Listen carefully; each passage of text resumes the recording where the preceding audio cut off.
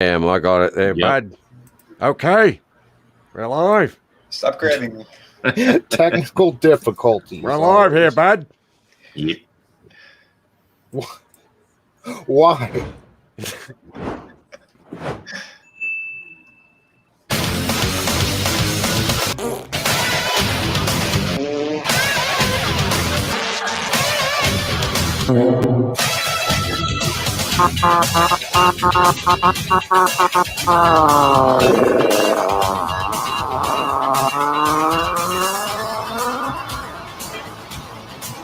Come here for one reason. I'm sick and tired of playing with kids. I'm here to take on the big boys. You want to play with the big boys?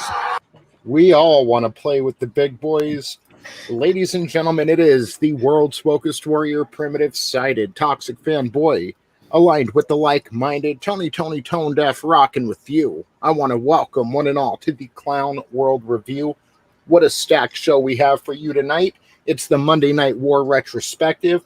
We're looking back at weeks 5 and 6. That's October 2nd and October 9th of the Monday Night War, Monday Night Raw, Monday Nitro, and yeah, we're doing the damn thing as always. So what's up, everybody in the chat? Keely Chow, Superfan Adam Shahan, and Adam, thanks again. That was an awesome gift last night. And if you missed it, go over to Etep Wokuian's Place to Be Reviews. Check out Monday Night Going In Raw from last night. We had a little unboxing. We had Adam on for a little bit. And yeah, it was a damn good time, as it is every Monday. Speaking of Etep Wokuian, let me introduce the man, the myth, the legend himself. How are you doing tonight, brother? Oh, it is I, it is he, it is me, who PWD Etep Wokuian from the Place to Be Reviews. The place to be right here. Thank you, Adam. Reviews the People's Champion right here with all of yous Tuesday night, reviewing the Monday Night Wars with all of yous. I'm stoned, man. Hey, it's hey, buddy, where's that place? Where's that place to be? Right, yeah, right there. What? It's on your head. It's right. Well, I mean, we're up here, down there, down there. Do a little DX down All right, there, Flair. down there. Yeah, I don't want. I chop my fucking microphone. So funny story. Literally, like when we were getting ready to go on Drew's show, he's playing the intro because I jumped in late. And I had this on in I have these fucking earphones because I've had problems with the earbuds and shit. So my other ones got stuck in the belt and I couldn't get them out. So I just ripped and it pulled it out and I'm like, my wireless earbuds weren't working. I look over in the fucking drawer over there. I'm like, oh shit, there's an extra pair of headphones in here. So that's what I'm using tonight. So yeah, I'm down to like we're at like the D team for the headphones, but I can still hear everybody. I'm fine. It's all right. Don't worry. Let's talk some wrestling. Let's talk some wrestling, brother. Murray, let's do it. Up. Thanks for having me, bro. Definitely. And next we have the Fandom Collective Vampire, Angelous Draven. How are you doing, brother? I'm doing good. Always a pleasure being here with you guys, talking some wrestling. It's nice watching these older shows and seeing like not characters, wrestlers that I didn't necessarily get to see growing up. Watching the product wrestle. So I think on Raw you can definitely describe them as characters at this point. Yeah. Yeah. Yeah, dude, thank you for coming on, and you know, the pleasure's all mine. I love talking wrestling with you, and it's anytime. You know, fun to go back, see what's going on in the world of wrestling, and especially contrast it to what we're getting today. You know, the more things change, the more they stay the same. Yeah, for sure. I'm talking to you, Kazoni. Next up, we have Mr. Vinnie Art. How are you doing, brother? Pretty good, my friend. I'm looking forward to talking about more wrestling. The last couple of weeks have been a lot of fun. I've been enjoying this. You know, going back down memory lane a little bit. And yeah, some good times, some bad times. But we're going to keep laughing at them. And I'm looking forward to it. Oh, yeah, me too, man. Thanks again for coming on. Always a pleasure. And Mr. Tommy and the Guinea Pig Collective. Pigamania's running wild tonight. Well, let me tell you something, Tony. It's a pleasure to be here with you, brother, and I can't wait to talk about some wrestling because Pigamania is running wild. And don't forget to eat your veggies. romaine, eat your carrots, and run around your cage, brother. Hell yeah. Eat your fusion vitamins at Infowars.com. Vitality. Man, what? Okay, Alex Jones was on Timcast last night. Yeah, that was good. Yeah, Tim always tries to, I don't want to say discredit him, but he's always, no, that's not true. And they look it up, and sure enough, George Washington was writing letters about Thomas Jefferson and the Illuminati. Mm-hmm. Yep. Wow. So, Yeah, because he was part of it, and they said that the bad people were infiltrating it. George Washington wrote 17 different letters, and they had one of them. It's at the Library of Congress as well. They looked it up. Bam, right there. yep. Facts, Yeah. baby. Yeah, he says these things that sound so off the wall, and then you look it up, and it's true. I mean, even Tim was trying to go at him last night, like, yeah, but the way you say it, and it's like, what way is he saying it? He just bluntly says what's going on, no filter, and it turns out to be the truth. Mm-hmm. Man, speaking about the truth, speaking about facts, something happened in the world of wrestling over the past week. We know we're in the age of cancel culture, and right now I don't want to say it's affecting Ric Flair, but his past is coming back to haunt him. There's been talk over the past week or so about an incident from the plane ride from hell. I guess Vice showed their documentary, and from there the Twitter hate mob has picked up on it. And at this point, we have accusations. I know Tommy Dreamer was suspended from Impact Wrestling for making a joke about it, but supposedly, what was it? Ric Flair whipped his tiny Flair out. Nah. He pulled out his little reed, Tony. Hi, I'm Ted Turner. I colorize the moon. Also, I bought CNN for $25, and then look at it now. I'm so proud of Don Lemon. I'm so proud of him. But anyway, Globalist. Ric Flair, look, he's got a small penis. Don't let him fool you. That 16-time woo, he makes up for it with bravado. He's not as big as me, Tony. I'm Ted Turner. I colorize the moon, by the way. I own Casablanca. Who would have thought the news channel owned by Jane Fonda's husband would have turned out to be such a flaming hunk of shit? Jane Fonda is Ted Turner's ex-wife, not the other way around. I mean, I colorize the moon, Tony. I colorize the moon. Well, I don't know why everybody's getting down on little Nate. They should just leave him be. Yes. I wonder if he called. Did Ric Flair seriously? I wonder if he called like his unit Charles Robinson. The whole little Nate. I wonder if that's where the little Nate thing came from. I think so. She's like, he calls his dick Charles Robinson. That's why Charles Robinson was little Nate. I just want to know if the carpet matches the drapes. He's just white and orange. Woo! Yeah. Woo! You really want to know? If I want to know, I'm gonna go look up Charlotte. She.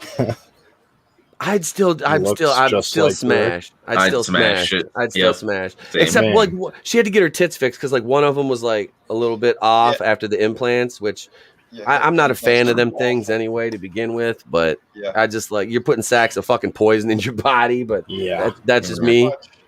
So, Flair's responded to the allegations and said, okay, I've done things in my past, maybe I shouldn't have done. And he said, the helicopter thing probably was true. But as far as sexually assaulting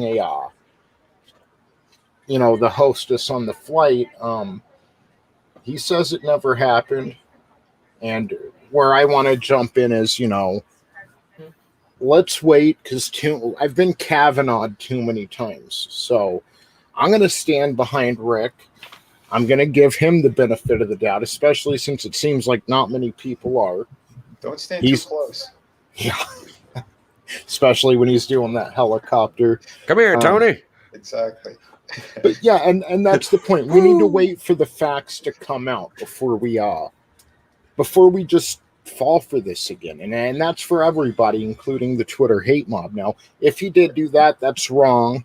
Mhm. But let's also not pretend that if it was the other way around, if a girl grabbed a guy's hand and put it on her or whatever it may be, yeah. Listen, the guy was a fucking rock star back then.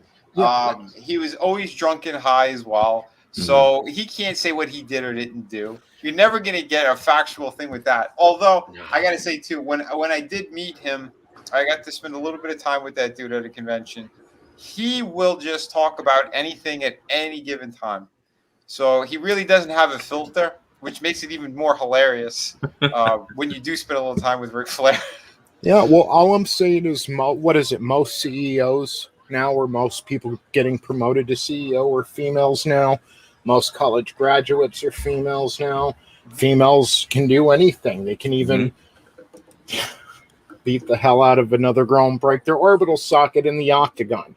So the whole victim narrative is gone. If it was Charlotte Flair and she grabbed some dude's hand and put it on her, dude would be getting high fives, or if he tried to make a deal out of it, he'd be getting made fun of. And I'm just tired of the double standard. You know, you touched a cock, it's not the end of the world. You know, back in the day, you get smashed upside the head and dragged to a cave by your hair. So if you had to touch the Nature Boy's cock, it's horrible. People shouldn't force themselves on others, but it's still not like he should be judged and remembered for his worst mistakes, and nobody should. He's still left a legacy. He's still done plenty of positive things. And if he's denying it, you know, all I'm saying is let's wait for the facts to come out. Yeah, I'm, you know, as having, you know, spent time in that business. Yeah, man. Like I said over on Drew's stream, I said Tommy Dreamer should have kept his goddamn mouth shut in the first place. You know, it's bullshit. It's bullshit. Like I said, man, just all these guys want to sing now for, you know, to get another 15 minutes of fame. And there's people out there that'll call me a bitter fucking, oh, well, you were only fucking on the indies, you weren't shit, blah blah. Well, that didn't mean I didn't spend time in the business. And the business up at the top is basically the same thing at the business where the level I was at, which is the independent level. It's just magnified up there.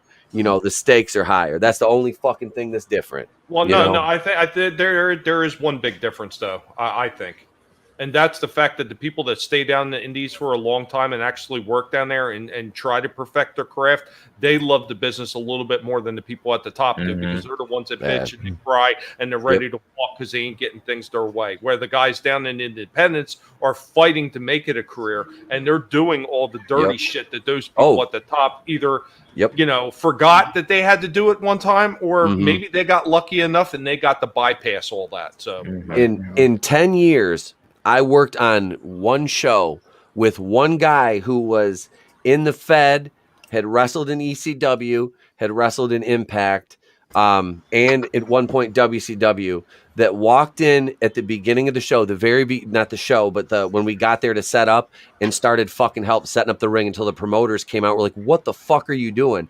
And it was somebody who was a fucking super cool, Rhino. It was Rhino. Yeah. He fucking, you know, and the dude is like one of the nicest cats I've ever been on a card with. And it was an honor just to fucking be able to announce him coming out, you know. You know, so super cool guy, man. Big shout out him and Abyss were two of the nicest cats I met. Super fucking awesome. Mike Modest was dope as fuck too. He's underrated, like overall, you know. He was the guy that he was in Beyond the Mat documentary who tried out for the WWF. He's such a good heel. He had to go apologize to a kid after the show we were at because he made him cry. So after the show, he had to come out and, you know, I'm sorry, buddy. We're just, you know, Johnny Cage, you know, I agree with your point, and also Vince McMahon has come close to worse on camera, so I can only imagine what he's done in the back. And that's what the business is. That's what one thing people are forgetting too. I'm seeing all kinds of posts on Facebook about well, wrestling was a little more toxic back then, or this or that. It is an industry of outlaws and degenerates and wayward motherfuckers who said, no, I'm going to get slammed around in a fucking ring, in a hard-ass 4x4 ring for a living. I'm not going to sit in a cubicle. I'm not going to write up expense reports. These motherfuckers are outlaws. Of course, bad things happen. But also, and you know what, Tony? A lot of them, they looked the part too because they legitimately were. Like when you had Blackjack Mulligan. Oh my God! Like people like him. Like what was the other dude? The one who used to do the chaw and used to spit it. I said this one before. I always keep forgetting his name. Buck, we had Bunkhouse Buck, them dudes from. I'm trying to think. Wait, who the fuck? Stan Hansen. Stan Hansen. Like those guys were Terry Funk. Those guys are legitimately tough. All the Funk. Hennig. Terry and Dory Funk. No. Yeah, dude. Those guys are fucking crazy. The Von Erichs, one of the most cursed families in wrestling. No, I just want to say, by today's pussy soft snowflake standards, okay. Maybe it was a little wrong, but see, back in the 60s, the 70s, the 80s, and even the 90s, we used to have this thing we called fun. We didn't have a constant stick in the mud. That's the Twitter crowd fucking following. Yeah, we didn't have. Be careful with that word. YouTube don't like it. Yeah, we were able to let loose, have a little bit of fun, maybe tell a naughty joke without having our fucking lives ruined. Yep. Imagine that. So, speaking of the 90s, tonight we're covering October 2nd and October 9th. Let's jump into this Monday Night Raw from October 2nd. And man, I can't wait. I can't wait for like 1997. It's been rough getting through these. Even if Vince didn't have competition, you're thinking to yourself, this guy has 1 hour.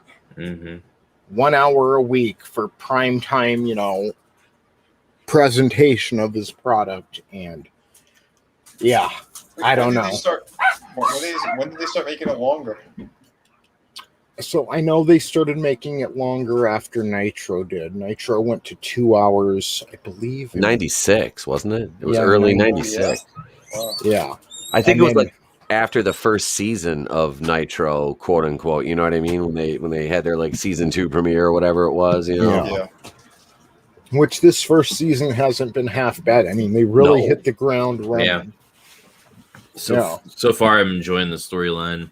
Storylines more over on WCW. Yeah. Well, look at the even the gimmicks, man. The gimmicks over there. I mean, there's some of them that were, kind of fucked up, but for the most part, WWF had the more garbage gimmicks at this point. Like, I mean, like I said, you had Shane Douglas. Like I look at Shane Douglas, I see that's the franchise from ECW. Yeah. That is the triple threat with Francine after she double-crossed the Pitbull's franchise. He's Dean Douglas. He's neutered here by this, just garbage. He's to quote Gordon Soley, he's been hamstringed by his own gimmick. You know what I mean? He's who's bet mine or Scott Steiner's. Dude, I can't. I don't know. I would not want to work a match with Scott Steiner, but I would cut promos with Steiner. He just seems angry at this point in his life, and I'm out of shape. Vince's problem. Sorry, I love Scotty Steiner, man. Yeah, I do too. I love Scotty.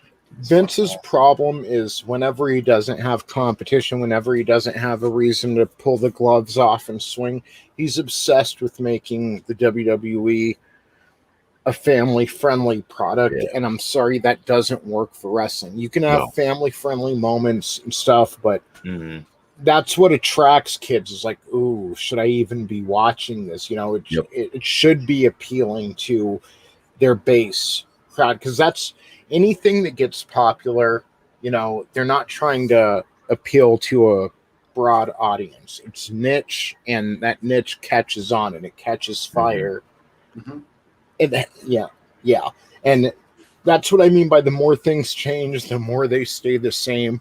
Vince is doing back then exactly what Vince is doing right now. It may not be as corny, but in a way it is too. He just won't learn his lesson. You know, you That's appeal because- to the people you have. That's because he feels like he's the only dog in town. Yep. And Yeah. with AEW around, like they're pushing like the product that was back like in the Attitude Era, or at least that vibe. As far as like the violence and the blood and all that stuff, and like swearing and all that. And yeah, so hopefully It's what makes wrestling cool. yeah, exactly. Hopefully that lights a fire under Vince's ass to start doing things the way he used to, maybe, but I doubt The it. problem is, if it does catch fire, then Triple H is going to insert himself right in the middle of everything. Yeah. Triple H will try to redo DX again. Watch. But, be like, but also, Wait, guys, I got an idea. He'll pick like 4 young guys. He'll be like, we're gonna be the new DX, and they're all young and retarded, and they're like soy boys. They're like, oh my god, geez, we're gonna be DX. I'm making fun of like guys in the Fed now. Fuck. but see, isn't that the thing though too? It's like Stephanie is she's putting all that woke shit in as well with all of them. So it's like sure. even if they start trying to go down that road again, I don't think it's ever going to work for them. Well, Stephanie's a fucking miserable heifer. Like anybody who she fucking like works on the mic with, she just fucking buries them. Like she doesn't care where they're at on the card. She just fucking buries them. I hate Stephanie. And I'm like, you stupid fucking cow. Shut your fucking mouth. Get the fuck to the back, because you have no place being in front of the fucking camera. She doesn't. She has no place being in front of the fucking camera. She never did. She has go away heat. Yep. Oh yeah. She's definitely like the go home heat with her is real. That is fucking real. Nobody fucking wants to see her in front of the camera. Like she's insipid. Like she makes Vicky Guerrero sound like an angel out there. Like and that's why it doesn't work. I mean, you know, she'll go out there and again, this is a game of outlaws, and she wants to go out there and cut everyone's balls off. Like everyone's problem with Hollywood, WWE was doing 10 years ago. You know, before it got too strong in Hollywood, where just everything's fucking agenda. They were doing it in WWE. It may not have been woke, but it was their own agenda. It was very similar. Yep. And then recently, like with the Kofi Kingston like storyline with Daniel Bryan, like that was so on the nose, like that made it seem like it was the only reason Kofi Kingston wasn't getting a title shot was because he was black, and it's like, come on. Did he jump ship yet? Kofi Kingston? No, he's still there with I forget his partner's name from New Day. But you talking about Ezekiel? Yeah, I think so. Is Xavier Woods? Yeah. Xavier. What's his name? Was Big E?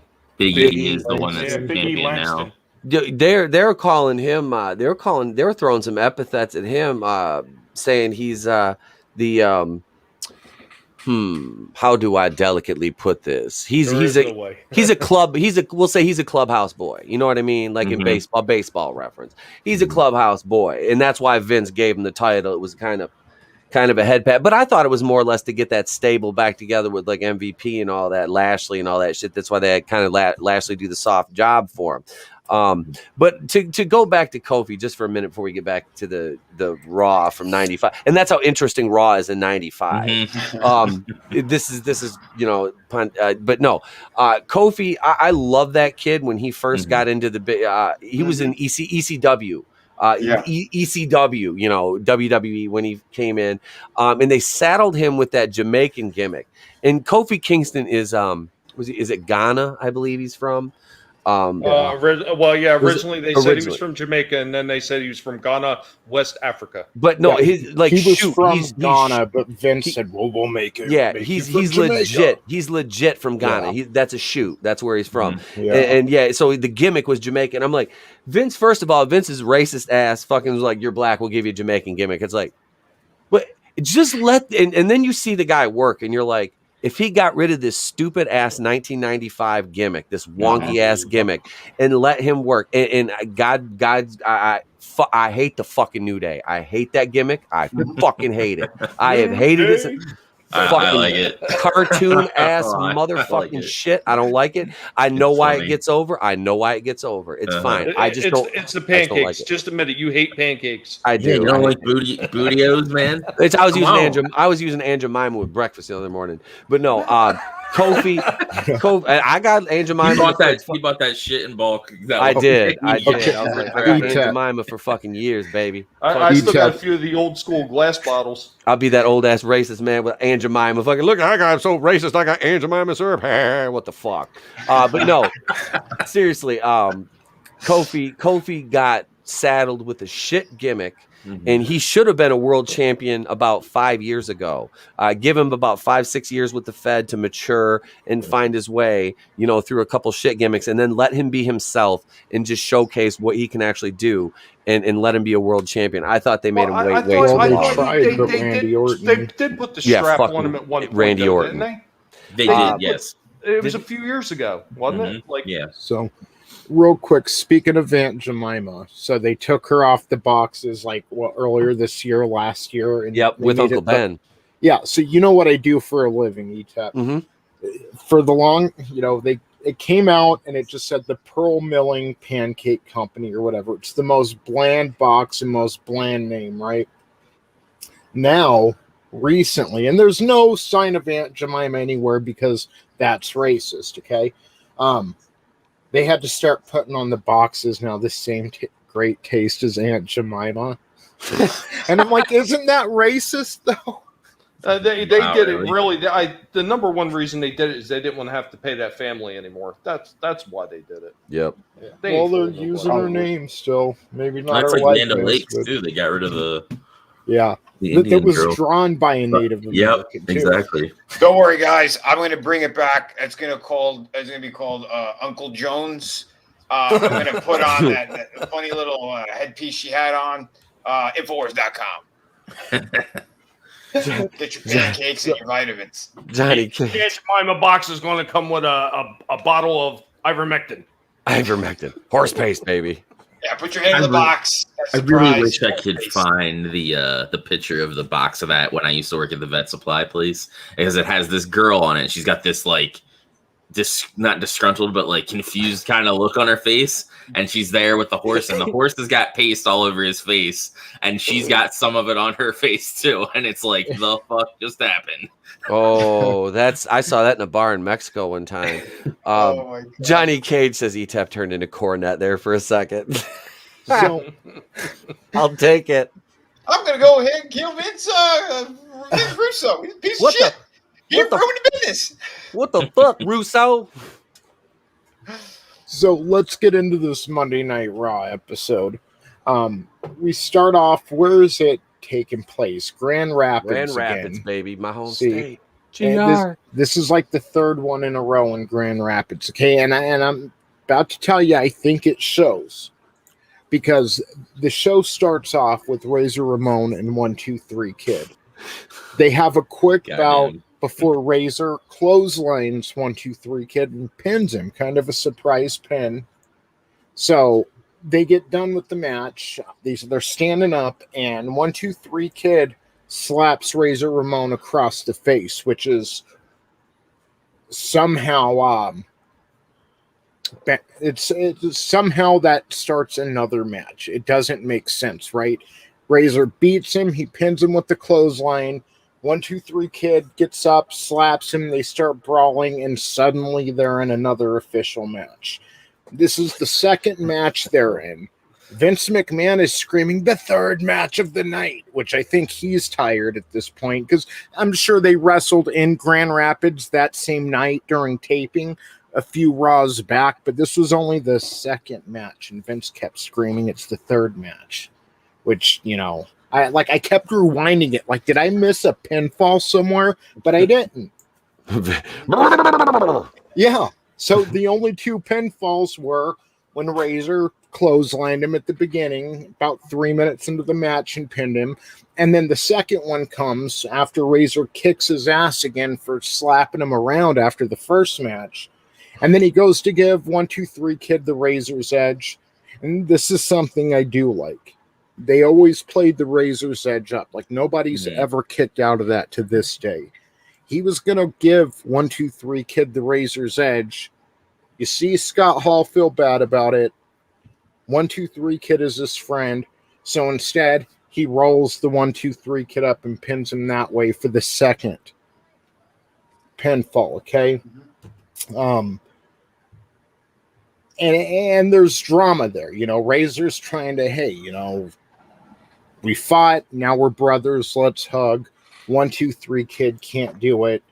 And yeah, so we're going to continue on with that storyline that's been going on for like 2 years now. Mm-hmm. So then there's so many flashbacks in this, it's insane. There's so many like look backs at SummerSlam or last week and OJ Simpson trial comments. Really? Tonight, the WWF is doing an OJ Simpson trial vote line where you call in to their 900 number and vote yes or no if you think the juice is guilty. Only 50 cents per call, which 50 cents, you know, back then is like $15 now. So. Those crack prices, man. What are you doing? Yeah. So Actually, now I think it was probably closer to $5, but yeah, close enough. Yeah. So now we have Hunter Hearst Helmsley versus Barry Horowitz, which it was about a 5-minute match, but it was an exciting match. And I don't think Barry Horowitz ever really got the credit he deserved either. He was a pretty good worker. Barry could work. He was a jobber. He was a journeyman, Tommy. He was a journeyman. He wasn't a jobber. He was a jobber. Pin me, pay me. But the motherfucker could work. And he could work a lot of styles. That was the thing. Because Barry jobbed out for a lot of guys over the years, man. Yeah. And big shout out to my fellow fellow Barry. But no, seriously though, man, he had a long career of just pin me, pay me, you know. Yeah. Same was Steve Lombardi. Yep. He was another one. Yeah. Oh, dude, there was a lot of them guys back then in the 80s. Remember Sandy Beaches. Yeah, y'all remember Sandy Beaches? He had a brush cut and he had a blonde brush cut and a fucking blonde mustache. Oh God, what was he would win a match every once in a while. SD Jones. Oh, SD Jones. Yep, he's the one that lost to King Kong Bundy at WrestleMania 1 in like 9 seconds. Yeah. Yep. Yeah, well, Barry Horowitz lost here to the Pedigree, which Hunter would go on to use against CM Punk in the summer of Punk for absolutely no reason and pinned CM Punk, killing his momentum. And yeah, so this was one of many pedigrees to come. Next, I don't even remember. See, this is how bad it is. I worked shows with PG-13, bro. I stroked this match out. I know motherfucking Jamie Dundee because it was JC Ice and Wolfie D from PG-13. You know, we started that motherfucking gimmick down in USWA for my daddy Bill Dundee. That's how Jamie Dundee actually sounds. Yeah. I've partied with that motherfucker like multiple times. Like I used to before he cleaned up, I would call him and leave him messages as him because I knew he would be so fucking drunk and high that he would think he called himself for some fucking reason. And that motherfucker would come and be like, "God damn you, Daddy Dollar, you fucking asshole! You called Jamie Dundee, motherfucking had me confused and shit. You cocksucker, fuck you!" And he'd just hang up. That'd be Jamie. Fuck you. Yep. But yeah, man, he actually, fun fact about Jamie, his dad, Bill Dundee, like I said, him and Wolfie D, who notoriously has if you watch any shoot interview, Jamie will tell you Wolfie has a fucking cock the size of your fucking, your fist to your elbow. And Wolfie's like, Jesus Christ, Jamie, I'm fucking married. Stop. And Jamie's like, this motherfucker was fucking whores in the side of the room. Fuck him, you know. But Jamie started the Nation of Domination. That gimmick was theirs. They started that. Him and Wolfie D were the Nation of Domination in USWA. Vince fucking caught on to that shit and fucking hired them, brought them up. So when the Nation of Domination first started, that's why PG-13 was in it. And then Vince brought all the black guys in and then kicked them the fuck out and fired them and kept the gimmick. That's how the Nation of Domination started. Wow. Yeah. It was two fucking white boys from Tennessee. Mm-hmm. Jamie Dundee, tell you, man stole my fucking gimmick, and I sat there and called JR fucking happy face after I had a stroke. I was never like they were always kind of boring to me, the Nation of Domination, until The Rock joined, and he started having drama with Farouk, and because it was like you'd watch them, and Farouk was supposedly the leader, but I mean, all eyes were on The Rock. Every time they came out and that music played, I would sing along to it. We are the nation of constipation. Yeah. So, and I think this was actually the debut of PG-13 on Raw. So they go over in about a 3-minute match, and then we get. Why didn't anybody tell Doc Hendricks he looked like a pedophile? Dude, he looked creepy as fuck back Shave then. the mustache, asshole. Yeah. You're not Michael P.S. Hayes anymore, bro. You're not a free bird. Yeah. And like it was one of those thick, like, I need to be on a registry mustaches. It wasn't like the little pencil one he has today or anything. It was that video, the sex offender shuffle. He was one of those guys with that mustache, man. He had a Ted Turner mustache. But that right there, that's not that kind of mustache. That's a Ted Turner mustache. Like, I think it's fair to say this was 1995, but WWF at this point was still in like 1991, where a mustache like that may have been acceptable. Yep. But it's like we're post Nirvana's debut now. We're in the grunge era, and this is what you motherfuckers are doing. McMahon's like, oh, I love it how it feels. It tickles. What about tickler? That's what they called it. What about the main here, Tony? I mean, this is a barn burner fucking main event. Oh, man, this is I like Bret Hart. So do I. But Bret, but it's like who do Bret and Carl Owlett, or I'm sorry, he was John Pierre Lafitte here. Was it Carl Owlett and WCW for the rest of us, with his eye patch and stealing sunglasses? Why did he only steal half this? He should have just stole half the sunglasses. He already had an eye patch on. It's like if somebody came over to Netflix and chill, and you put on Bret Hart versus Jean Pierre Lafitte. It sounds like Quentin Tarantino made a creator wrestler, and there he is, Jean Pierre Lafitte. I thought you were going to go with a Robert Rodriguez production. Kind of looks like the main villain in Waterworld. He does. He's Dennis Hopper. Yep. So obviously, Bret Hart's going over in this one and clean by submission. Used the sharpshooter to win. And then Jerry Lawler and Bret Hart get into it. See, this is around the time Mr. McMahon actually debuted. This is when Vince was going down to Memphis Championship Wrestling, when Bret Hart and Jerry Lawler had their feud, and they were kind of cross-promotional angles and stuff. So they get into it, and then Isaac Yankem comes out and DDTs Bret on the floor. Dennis drilled him with the DDT. Do you get it? Yeah. What a bitch. Yeah. And then this was this week's Raw.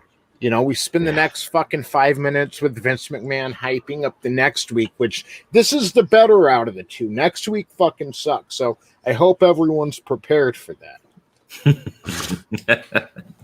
I hope you're fucking ready. Yeah. Are you ready? So oh, go ahead, bro. Sorry. I was going to say the beginning was pretty good, the tag match they have next week, but I mean, the rest of the show was absolute shit. Yeah, that was dog shit. But, we'll get to that.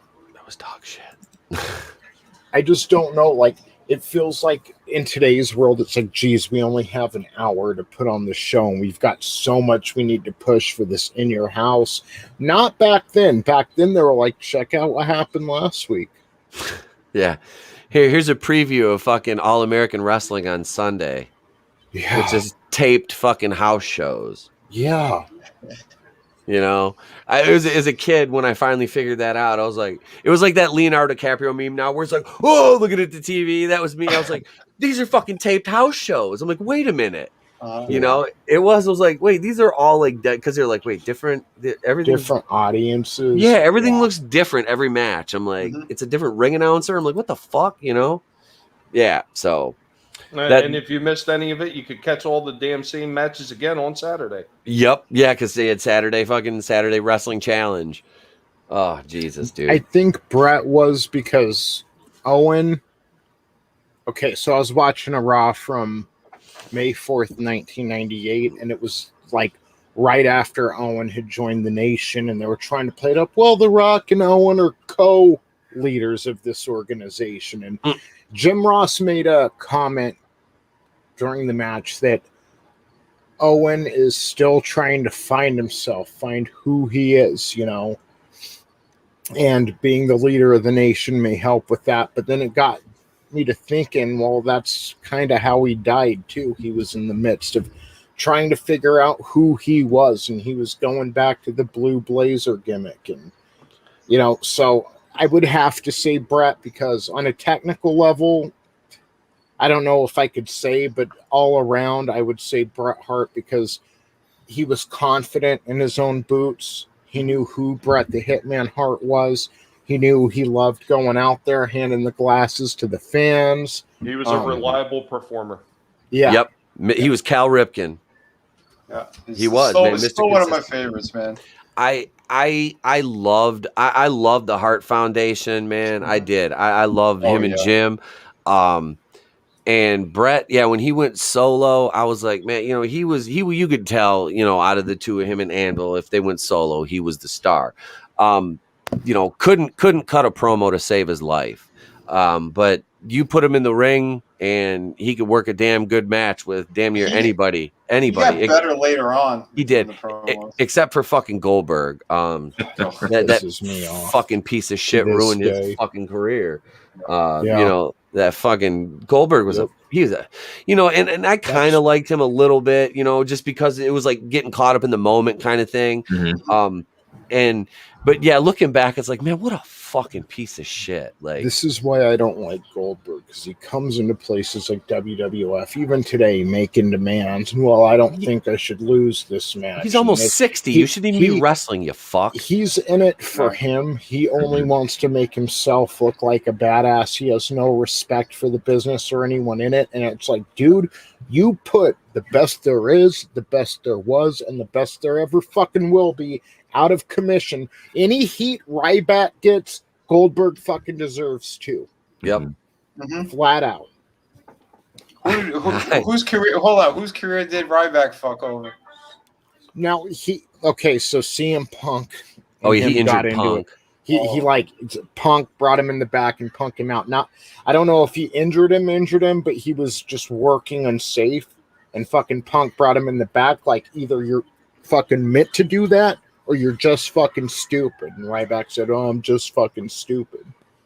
So, yeah. You know, another person that I don't think gets enough attention for how dangerous they could be in the ring. Damn it, the third member of the Shield. Rollins? Seth? Yes. Yeah, he's Rollins. a piece of shit, dude. The reason Sting isn't wrestling. I was gonna say, he fucked hurt up Sting. a whole bunch of people. Finn Balor, Not only he was ruined dangerous Finn Balor. with everybody else, but he was dangerous with his own body to the point that he was actually destroying the cards that they already had set up because he freaking hurt himself so many times. He almost impaled Daniel Bryan's head in Ring of Honor. Yeah. Oh, dude. He broke that Balor's ribs too. Yeah, that turnbuckle power bomb he does isn't fucking safe. It hurts people. No, that move is you really have to have two people that know exactly what the fuck they're doing to do that move, because you can do it and come out of it all right. But if you're a bit like, I'm sorry, like I've got a picture of me and Seth Rollins from like 2007, which is right around the time I was getting into the business. He was Tyler Black was his name. He was working a Ring of Honor in this gimmick called Age of the Fall with Jimmy Jacobs, who now writes for WWE. Jimmy was a good worker on the indie level in Ring of Honor, but he's fucking dude's a little circus midget. He's small. He's like Walton size. He's like 5'4". But no. Like Dean Malenko. Yeah. Let me adjust. I've got 900 arm bars. Actually, it was 1,000 arm bars. But no. So Rollins was he was unsafe back then. When he was working back then. I've watched him work. On the indies, he was the same. He just had a look, and he wasn't even that big. Like, he's not that big of a guy. Like, we stood next to each other. I was just as big as him. He was a little more cut than me, but that was it. Because I was I was only about 210 at the time, and he was maybe 215, 216. Yeah, he was not that big. And he's always been kind of a prick too. Yeah, he's always been very self-aware and full of himself, we'll say. Watch this. Look at the top. Oh shit. Yeah. God. Like, that move is not safe. And as far as I know, I haven't watched WWE in a few years now, but as far as I know, he continues to do it. He's fucked up people's ribs and yeah. What a piece Could of you shit. imagine? Could you imagine if it's some of the other turnbuckles that are actually where the posts are closer to? Oh That God. would have Look been at how that guy- would have how been his his head head- right off the back. Yep. Yep. Yeah, I was going to say how his head whipped back and forth like Yeah. that. Inches from having the back of his head impaled. Mhm. You know, fucking, and that was Brian Danielson, you know, fucking, and that dude is a good worker. He is a safe worker, and he's brought a lot to the wrestling business. Yeah. Trained by Shawn Michaels. I don't, bringing it back to Goldberg, I was never a fan. I wasn't. I always looked at him like, okay, he's WCW's answer to Stone Cold Steve Austin. Yeah. But after what he did to Bret, that's, and the thing is, he's not sorry about it. No. And that's what gets me. He doesn't, he walks around like he's this great contribution to the wrestling business. When it's like, dude, you're not the shit on Bret Hart's boot. No. Well, I think part of the reason is he had this huge chip on his shoulder because he had already put in a little bit of time in WCW and he really established himself. And here comes this guy into his backyard who ain't part of the organization because he came over from another one, and he just really felt like he didn't belong there. And that was his whole attitude. Like, I'm the main attraction. You're just somebody coming in from another organization. You need to bow down to me. That was his whole attitude. Yep. That's it. That is it. And the road agents in the back were pumping his head full of shit too. Of You course. know they were. And he was especially it didn't get any better after Ready to Rumble. Because he was all in that. He was sponsored by a couple supplement companies back then, I think too, wasn't he? Because that's back in the big supplement boom. In the late 90s. So Goldberg had a lot of ego going. And like I said, Undeserved. man, they fired William Regal for Steven Regal for fucking just going in there and trying to wrestle him. Oh yeah, they got pissed you because shitting Regal showed him up because Regal That's why- Oh wow. I didn't know that's why he got fired. Oh, that Yeah. motherfucker, dude. Yeah. William Regal, that motherfucker could sit in that ring and have a good match, like a Starrcade '86, which to me is the epitome of fucking pay-per-views. Oh, yeah. It is, man. Start the Night of the Skywalkers. That fucking card was so stacked, but that he could have a match just with anybody. Regal was fucking amazing. He and that's why it's so good to have him. I think he doesn't work at the Performance Center now. Do some of that shit with the NXT guys or something. Yeah, I know yeah, he yeah. helped put NXT together. At one Yeah. point, they had him as the quasi, a general manager there, and I'd stopped watching it. Though. He's probably doing shit backstage though. I mean, that's the kind of guys they got Finley working with the chicks. He's a fucking dude, the underrated gem. And Always. he almost died. I'm pretty sure, because he came into the WWF as William Regal, then he left for a bit and then came back. And in that time, the doctor said, I'll have to look it up. The doctor said something about he only had so much % of his heart capacity left, and he was gonna die. And he got himself back into shape, quit drinking, quit doing drugs. And he turned his life around. That's when he came back and became the general manager for Raw and had the whole Umaga. I love that. And he's dead. He's dead now. Remember when Regal was out for a little while and he came back as the lumberjack or something? Yep, a man's man. The man's man. Yeah, see, he was the man's man, and then he left and that's when they told him he was going to die or whatever, and then he came back as, William Regal. What's up, Kendo? How are you doing, brother? Oh, I'm doing pretty good. How are you? Good. We've got Kendo Slice from the World-Class Bullshitters joining us to talk some wrestling, everybody. See, they say you never know what's going to happen in the WWE, but I say you never know what's going to happen at the Clown World Review. That's usually for the worst, but not this time, man. It's good to see you. I mean, that could also apply to the WWE. You can say you don't know what's going to happen, but it's going to be fucking terrible. At least for the current WWE. It's not good.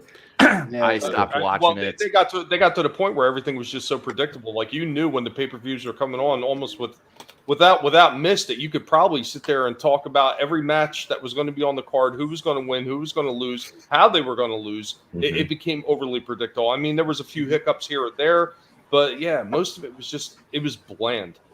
Yeah, I was going to say, the old school WWE, same thing. I mean, they're doing the same shit now that they were doing for the last 30 years. It's just different cartoons that they're playing on their show. I honestly have not watched a full episode of anything WWE since the first SmackDown that was on Fox because I wanted to see if it was going to be any different or better. It wasn't. And then spoiler alert. Yeah. Other than that, there's a few podcasts I listen to that keep me up to date on current WWE, and I'm like, oh man, I am so glad I do not watch this stuff anymore. Yeah. I think the last full pay-per-view I watched was this year's Money in the Bank, but that's only because I was at Dion's house, and that's what we were going to watch. Yeah.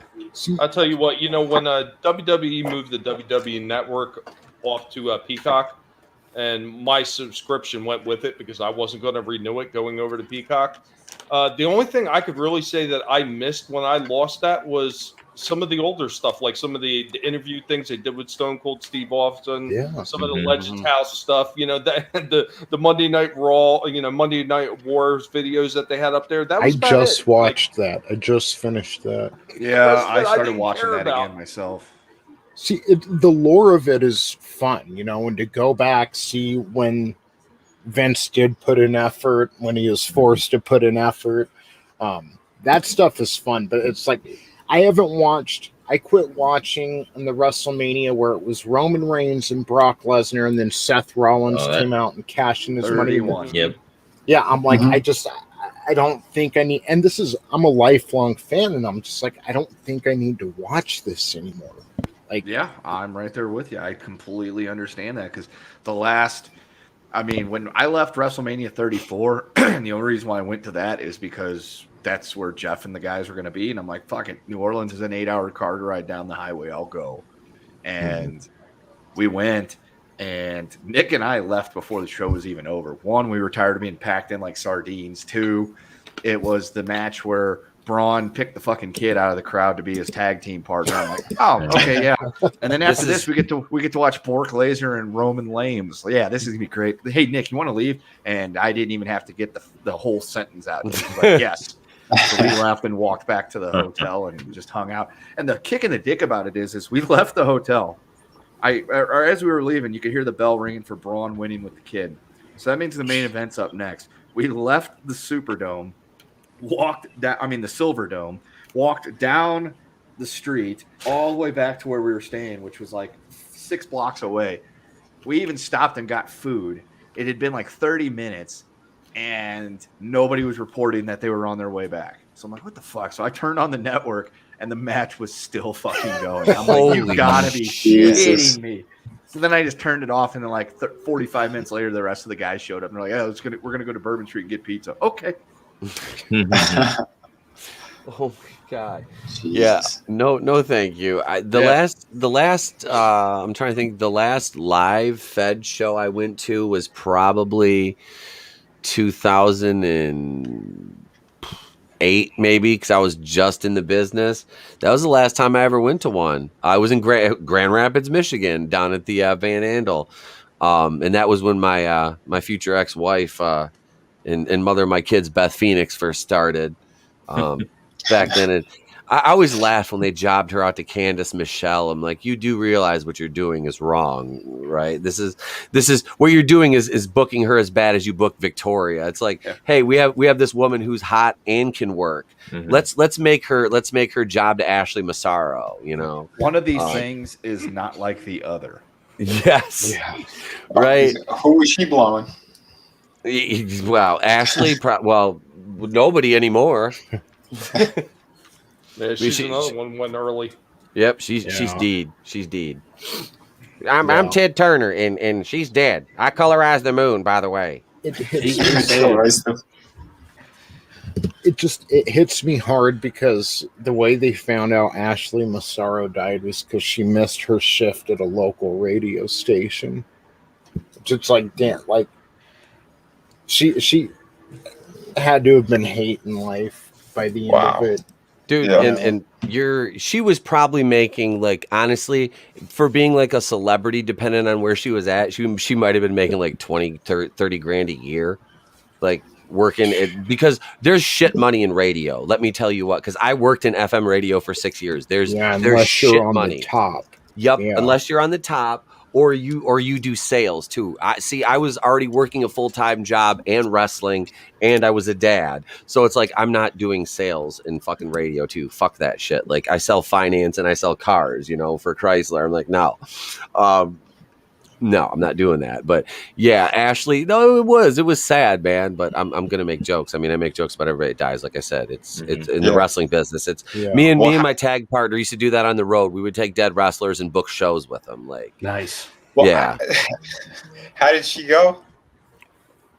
Ashley? Yeah. What, didn't she commit suicide? She did, but I'm not sure how. Yeah, let's find out. We got the power of the Googles right here. I'll find out. I was gonna say she's a female. I'm gonna guess it was probably like overdose or something clean, because females tend to commit suicide in a more clean way, whereas men will fucking paint the walls with our brains in a fucking 12 gauge. Whatever you do, don't look up that information on Wikipedia. They'll probably say she died because of toxic males or something. It was probably the coof. I was just gonna say that, Vinnie. I was gonna say it was coof related. It's retroactive. It's retroactive. Shotgun to the face. It was coof related. Yeah, the hospitals are going back and like retroactively claiming the coof played a part in her taking, a bottle's worth of Xanax. Well, I'm glad we got that cleared up. Well, that's first world white girl problems right there. Mm-hmm. You know, funny story. My dog was on Xanax at one point. There's no punchline. My dog was on Xanax. I used to take him. It was wonderful. We shared. You used to get stoned when he'd lick your face. I was like, I love you, puppy.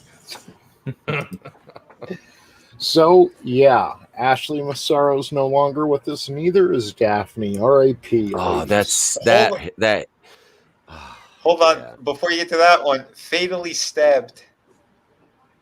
Her brother, the brother of late WWE star, also offed. He was fatally stabbed. Ashley's brother? Yes. Oh my God. Hold on. Well, huh? Are you saying he did? Hold on. What happened? Did she stab him? No. It's saying that there was also another death in the family. I went to go look up hers, and it says brother of late WWE star Ashley Massaro. I thought you were saying she took him with her. Like, they're about to get inducted into the Benoit wing of the Hall of Fame. So I'm finding nothing but conflicting information here that says that her death was listed as non-criminal, and it says that there was suicide by hanging, but then there also doesn't have a cause of death listed. So she went the Carradine route. Usually when they're hung like that and it's kind of fishy, they say that it's because they know something. That's kind of the way of the government taking out people. Yeah, did she have dirt on the Clintons? She shouldn't have been listening to all that Linkin Park. Yeah. Jesus. Oh, I'm telling you, the government, it's all full of a bunch of pedos and weird sick fucks. All right? Infowars.com. So, yeah, I mean, and that's one of the things about going back and watching old wrestling, too. It's like half the people on the show are dead, and they died young. Speaking of which, the first dark match on Nitro from October 2nd, 1995, from the Denver Coliseum in Denver, Colorado. Brian Pillman goes over on Disco Inferno, and Brian's dead. You get like Disco Inferno's career was always dead. Yeah, Disco, that was the point. His podcasting career is also easily dead. Oh God, like poor Disco. He's literally like Rodney Dangerfield. Like he gets no respect. I like he's that like guy. a watered down version of like Vince Russo, and that he has such horrible takes on the wrestling industry. Like it's like, how can you have such little understanding on how wrestling works considering you were in it for so long? Because he never progressed. Yep. Exactly. Disco was always very consistent, though. He had some. He did have some good matches, but yeah, he never went anywhere other than he lived in the mid card. That was Him like, and that the was cat. it. Yep. Him and the cat. His biggest claim to fame is when they brought him into the NWO. Yep. He was and he was always like, Nash said I'm in, Nash said I'm in. It was fucking, oh God, I love that. We had a guy, this is a true story, dude, because we did the team ratings gimmick, which is basically we were like the fucking, indie NWO. We had this dude in our company named Roberto Cruz, who, it was funny because when I came in, I was like, me and my partner were like, we're gonna do the whole Outsiders gimmick, which we did. And he was like, he would always run up to us in the back, like legit, and be like, hey, can I join the stable? Like he goes, can I get in? We're like, wait, what? And then the motherfucker would like buy our t-shirts and shit. Like we charged him like retail too. It was like $25. It's like I charged the marks, made him pay for a fucking t-shirt. Like a couple of the guys like, hey, can I have a shirt? I'm like, yeah, here you go. This motherfucker, I made him pay. I'm like, it was just like, dude, he was like literally, so like the running joke was like this motherfucker, we just start calling him Disco in the back. Like that was his name. He was Roberto Cruz, but we just called him Disco because he straight up was like, that's what he reminded me of. That's all. I was like, they said I'm in. Like he's begging Horace Hogan for a spot in the D team, so he's got to fight Stevie Ray on Thunder. And that's still better than anything on Raw now. Correct. Yep. Speaking of dead WWE divas, breaking, authorities have ruled Gabby Petito's death a homicide. Who is she? She's the woman that went missing that everybody's talking about on the news for the last 2 weeks. Mm-hmm. Yeah. I don't watch the news. So they solidified the boyfriend. So the boyfriend killed her. He went Scott Peterson on her, is what you're saying? Oh, dude, he wouldn't talk. He wouldn't talk to the cops. Mm-hmm. And now he's gone. Yeah, they went on this crazy fucking trip in the Midwest and all this crap. The van people? Yeah, the van people. No. Okay. All right. Yeah. All right. The van people. Yeah, they had a fight or something. Cops had it on camera. And then I heard another story too that they said somebody went by and they saw that he was beating the shit out of her on the side of the road. He was slapping her around. Jesus. So yeah, the cops did a really great fucking job. She's dead because of them. The cops Well, in Utah. then the FBI just losing track of him.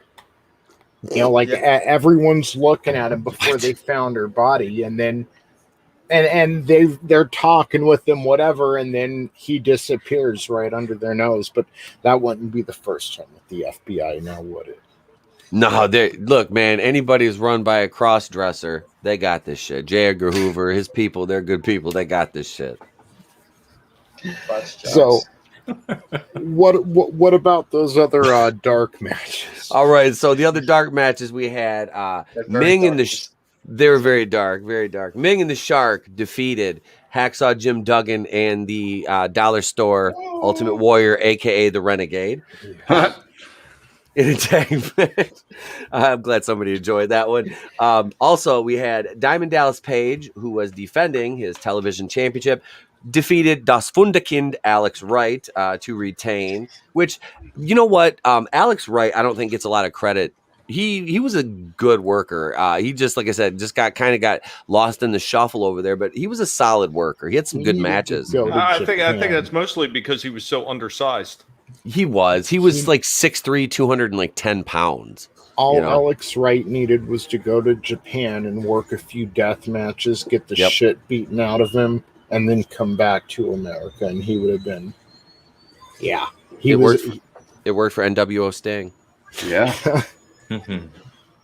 Let's see, and then we jumped from there. That was the main part. So 3, honestly, like decent dark matches that are pretty well as good as what you saw over on Raw for their main card. And then you jump in. You start out kind of hot with Luger versus Savage in the stipulation that if Luger loses, he must leave WCW. That this isn't a Michael Crichton novel. You can figure it out. Yeah. Yeah, it was cool that they started the show off this way. Yeah. But it kind of ended unceremoniously, like the ref gets knocked out, Luger gets knocked out, we got to take a shot every time Giant choke slams someone on these shows. Oh, dude. You were going to shit-faced by like the fucking 2 spot on the card. Yeah. WWE did a disservice to him. Yes. Oh, they did him dirty. He was a monster in WCW. Yep. Yeah. By the way, I would just like to point out that somebody mentioned NWO Sting. Does anybody know who that was? Oh, fuck. I can't remember who it was offhand. I can't remember.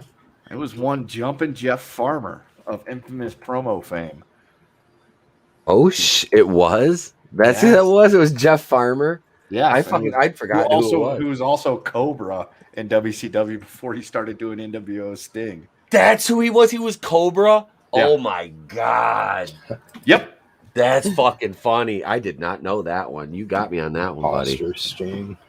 Yeah. If you've never watched the greatest, worst promo of all time, I'll just go ahead and get this here in the chat for you guys. Yeah, I'm going to need that. I'm going to need that link. All right, hang on, let me get it. My computer proceed to load. Yeah, so the one thing that really gets me every time we're going back and watching these Nitro episodes is I really miss Brian Pillman, and it feels like it felt like in like 1998 when Stone Cold first became champ and he was feuding with Dude Love and Undertaker, and it felt like there was a hole missing that Brian Pillman could have easily filled, Mm-hmm. I feel like Over the Edge 98 could have been Pillman versus Austin instead of Dude Love versus Austin. Yeah. Dude. Yeah, fucking talent. Pillman, that guy, and he went through hell. His dark side of the ring, like, God. Oh my God. It was, they did a 2-parter on him. It had to be. Yeah, they're like, we need a 2-parter. This motherfucker crazy. I still need to watch that. That is my favorite one. I haven't watched The Plane Ride from Hell yet. I think I missed that one. It's on Vice. Yeah, you can get on Vice. Yeah. There you go, the Jumpin' Jeff Farmer. You gonna pull it up? All right. Let's check this out. NWO Sting. Jumpin' Jeff Farmer. Let's go now to that interview. Folks, there's Jumpin' Jeff Farmer. Jeff, a while back, what a match you had with Motley. Yep. Probably the hardest match I ever had in my life. But I don't like it when things aren't going my way. Now, Cruz, you turn the tables on me. You turn the tables in a wrong way. You got me mad now. I've stood around. I've listened to everything you had to say. I did everything necessary. But when you turn around and you backstab me one way or another, and you cheat me out of what's rightfully mine, that's when I get angry. Now I'm the one doing the challenging. I'm issuing a challenge to you, Motley Cruz. Get in the ring with me. This time, I'm going full force. I believe him, yo. I don't know why, but I believe him. So he's mini Sid Vicious. I was gonna say, I mean, you know it's gonna go in the right direction when the announcer does that interview, the open right there, and the response is "Yep," and then he has to pause for like 5 seconds. Wait a minute. But notice there was no dislikes on that video. No, there's another Jumpin' Jeff Farmer promo that I'm sure has got plenty of dislikes. Let me see if I can find that one. I don't know if you'll be able to play that one. Hang on, though. Do you suppose the way that interview was, he said that and he was like, "Yep," and he paused and he's like thinking in his head, "That's right. I'm supposed to be angry. I'm angry. I want you to believe that I'm angry. Listen to my anger in my voice. God damn it! Somebody get some biscuits with French fried taters and some mustard on them over here. Mm-hmm. I reckon that'd be mighty fine. Mm-hmm. Oh, and they don't backstab me. I'll tell you, he stabbed me in the back. Oh, he stabbed me in the back, and there wasn't even a reach around, and I feel offended. Speaking of being backstabbed, keep an eye on them Asian wives. I wanted that guy to just pat him on the head and mess with his hair. You're a good kid. You're a good kid, right? Speaking of wives, I was married to Jane Fonda. I'm Ted Turner. I own CNN. You're a horrible globalist. All right, that's what you are. You're a piece of shit. Right. Hey, we got the story cut down there. Listen, did Jones, Teddy Turner ever talk to her about selling out and sleeping with the enemy? I want to know how that conversation went. Look, Jane, why did you spread him for the Viet Cong? What the fuck is wrong with you? You fucking whore. You disgust me. Hated capitalism. She sure married Ted Turner. Yeah, right. No shit. Yeah, I hate capitalism. That's for her video, for her workout video either. Barbarella. That's where it's at. Mm-hmm. Once again, I'm Ted Turner, and I colorize the moon. It was always funny when it'd show Ted and Jane sitting in the audience at a WCW. It looks so out of place. Ted was having a good time. He's Southern boy. I like wrestling. Ted did. And Vince. I love how they said that. Vince hated that. Vince, I'm in the wrestling business. Vince like, it's entertainment. Fuck you, Vince. I'm in the entertainment business. God damn it! It's entertaining. Where's Kevin Dunn? Wait, here comes Kevin Dunn. Yes, Vince. Get in here, God damn it! There's somebody out here calling it. Actually, here's Kevin Dunn. Yes, Vince. Remember, Kevin, right before something really fucking cool happens, switch to the audience. Yeah, cut to the audience, Kevin. Let them hear the slam of the finisher without actually seeing it. That's what the people want. Hard cam, Kevin. Hard cam audience side. Hard cam audience side. Get there. Nailed it. Get there, Kevin.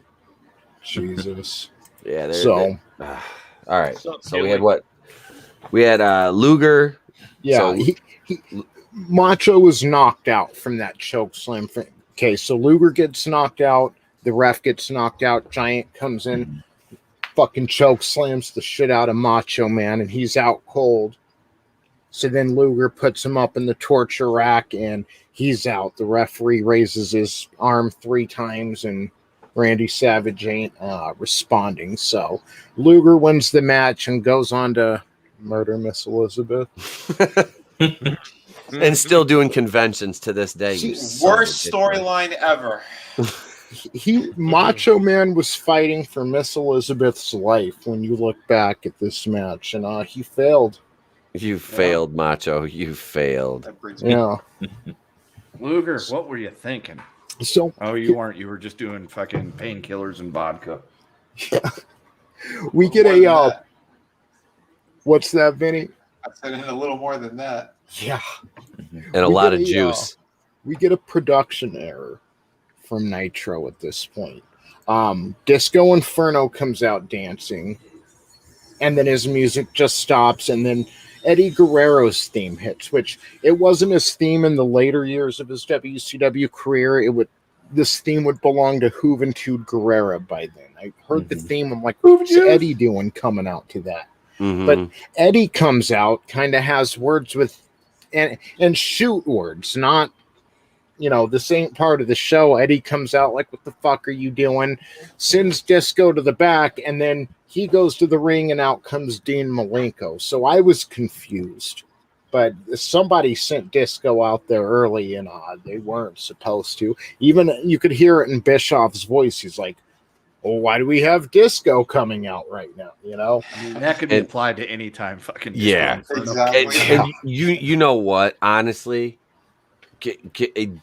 maybe it's just me, but I can see that the guys backstage going, all right, Disco, and somebody like cued the fuck, they worked a rib on him.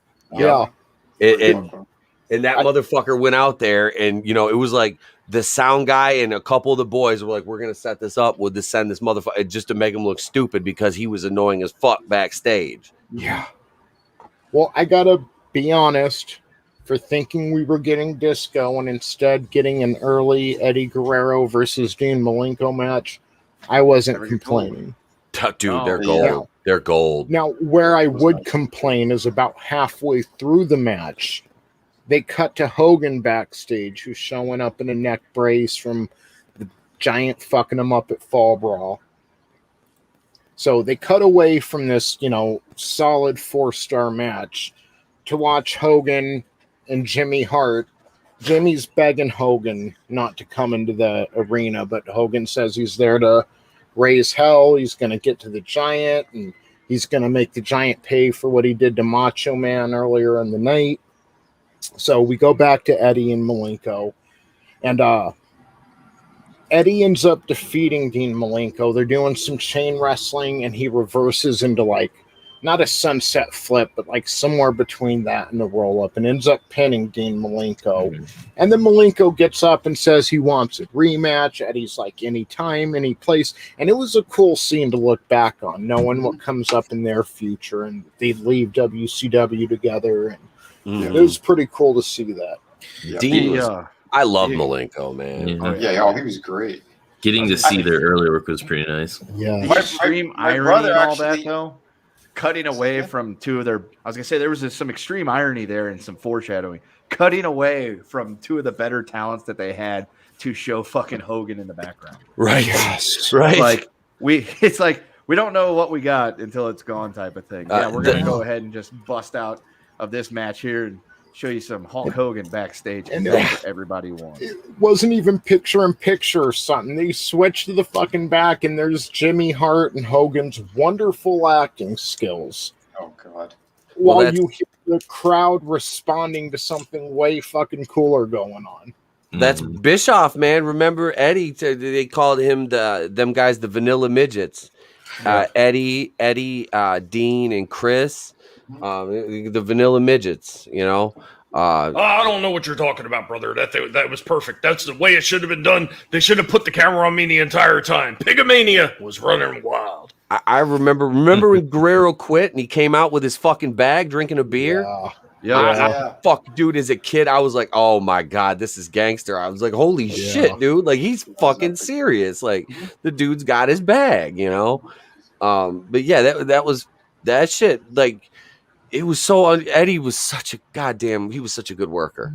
I mean, it was a fucking loss. It was a loss. He just had too many demons. Yep, like a lot of the guys in the industry did. Oh yeah. For all of Vince's faults, when somebody's going out there and if they're shooting on that mic, and how much they're going to get away with compared to a work shoot or anything else. That shit doesn't happen on WWE cameras. WCW shit was so out of whack that they're writing the show as it's going on. So someone like Eddie could go out there with his beer and his bag, pick up a microphone, and people are asking themselves in the back, wait, is he supposed to be out there right now? And he would come out and talk shit, or Ric Flair, or everyone else who talked shit to Eric Bischoff at one point. That's how bad and how they didn't have their shit together. Oh no, not at the end. It was you had the inmates were running the asylum. Most of the time they really didn't have their shit together. No. They just got lucky. Keely, it's good to see you, Keely. I hope you're doing well. Hey, Keely, ciao. Hail, Keely. Brother. Hail, brother. Hail, Keely. So, Eddie Guerrero and Dean Malenko have a fantastic match, and then they go to the back. Mean Gene's in the ring, and he brings out Hogan. And we're getting him in the next segment, and they had to cut into the match. Hogan says he's here to look Giant in the eye and take him down, and he's heading to the back to rip the Giant apart. And then as he starts walking towards the back, what looks like a woman in the audience throws powder in Hogan's face and blinds him.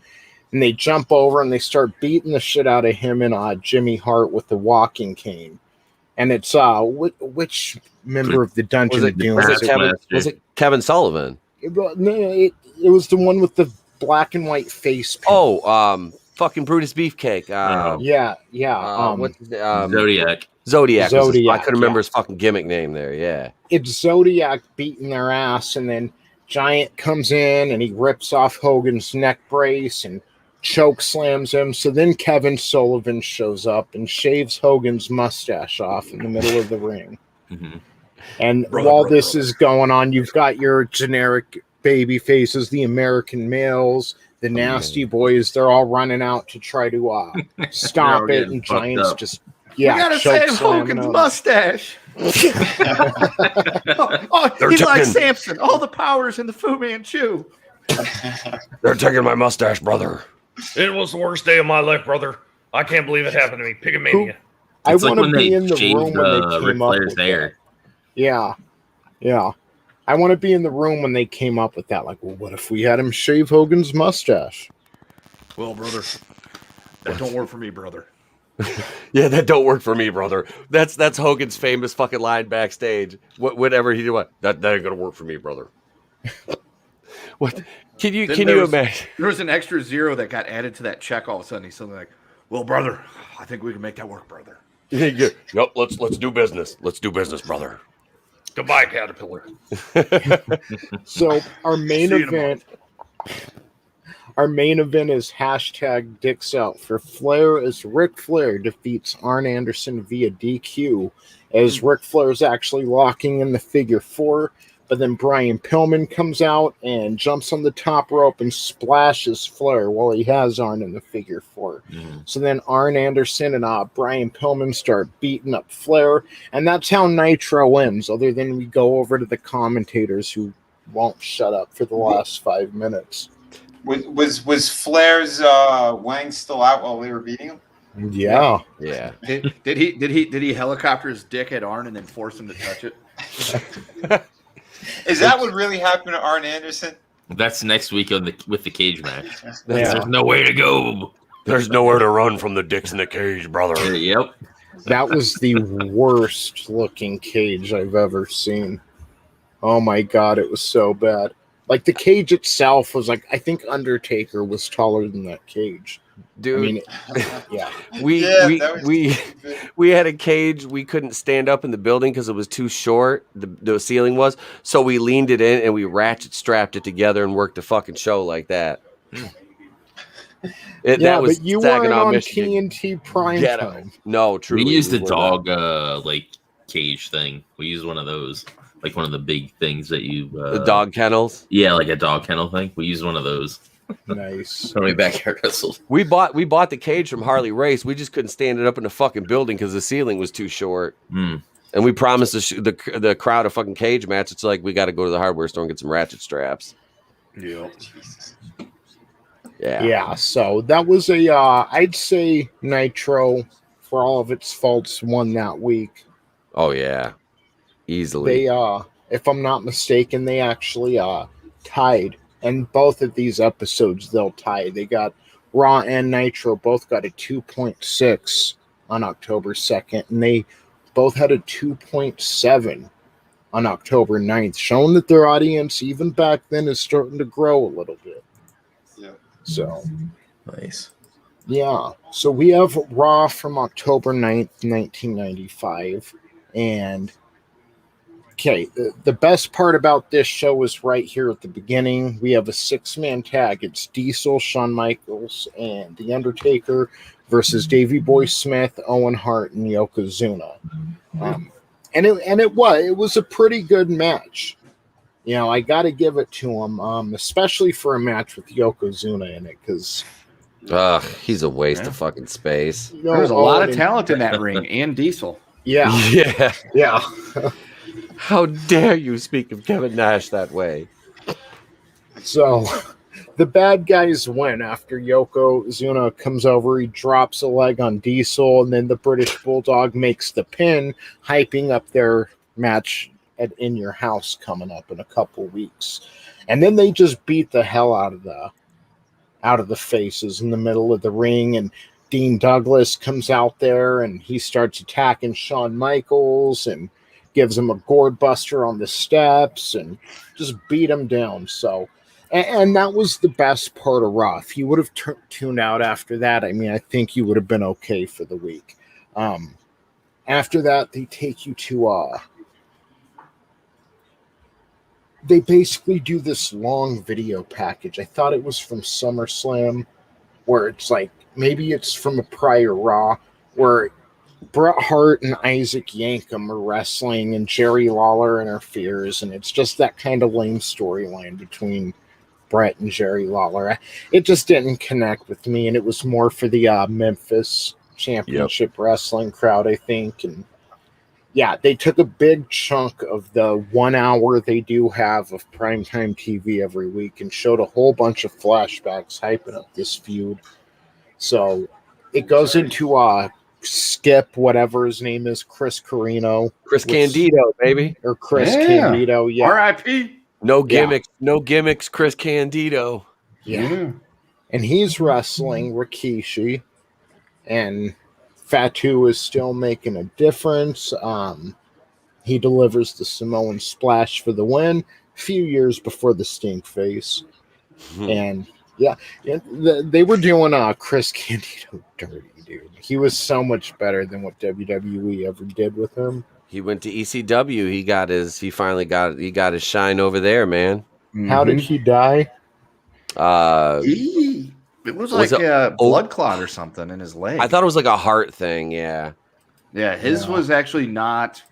It wasn't like, suicide or he didn't, overdose. I was gonna say he didn't like Epstein. He didn't kill himself, and he didn't OD or anything like that. Like I want to say he was like wrestling in Japan and like broke his leg, and on his way back, like he had a blood clot or something. Let me take a look. Yeah. He also very well. Because you're not supposed to travel. Yeah, I was gonna say he also very, very likely got an STD that killed him from Sonny. Yeah, and that was after she was with Shawn Michaels too, or Bret Hart, and Bret Hart allegedly. She banged Dolph Ziggler too. She goes into detail about it. Like I don't need to hear that. Poor Dolph. He got her at the end when she's just like a used condom laying on the floor of the truck stop. So he had to have been hit. Oh yeah. Well, he had to have been tagging away like I'm actually fucking Sonny. Yep. I'm surprised he didn't live stream it. I would have Twitch streamed that shit. Look, he went from Amy Schumer to aging Sonny. I think he's so Sonny ain't the worst he's been with. No. Well, Sonny was first. I thought Amy Schumer was first. No, I think he fucked Sonny first, didn't he? And then he fucked Miss Piggy. Jesus. I remember Amy Schumer said they broke up because he was too athletic for her. So yeah, she was doing stand-up routines about him. It's like, bitch, you're a heifer. You're making fun of this dude who's like ripped out. Like you're a heifer. Like what are you talking about? He's like athletic. I'm moving my hips. Yeah, like she's like the most athletic thing I do all day is put on my fucking pants. Do you see the size of me? I'm like Anna Nicole Smith stuck in a bathtub weight at this point. She's just laying there as he's stabbing her. Jesus, it's like OJ and Nicole. She's like a waterlogged. Allegedly, there's a shout out. That's a Norm Macdonald one right there, baby. That's Amy Schumer. She's like a waterlogged Anna Nicole Smith, right?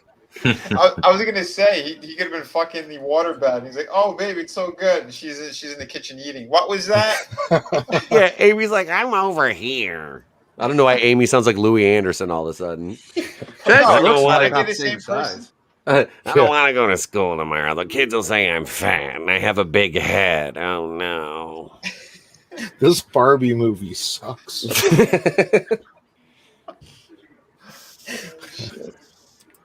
So yeah, the best part of the episode is over. We get that tag match, then we get Skip versus Fatu. Then Doc Hendricks does a crime. Yeah, it's a worthless fucking interview, basically. Commits a crime. Yeah. You say that about all of Doc Hendricks' interview except for the Austin promo. Basically, yes. Was that the whole episode? We get some clips involving the Yeah. dudes with attitudes and the Undertaker.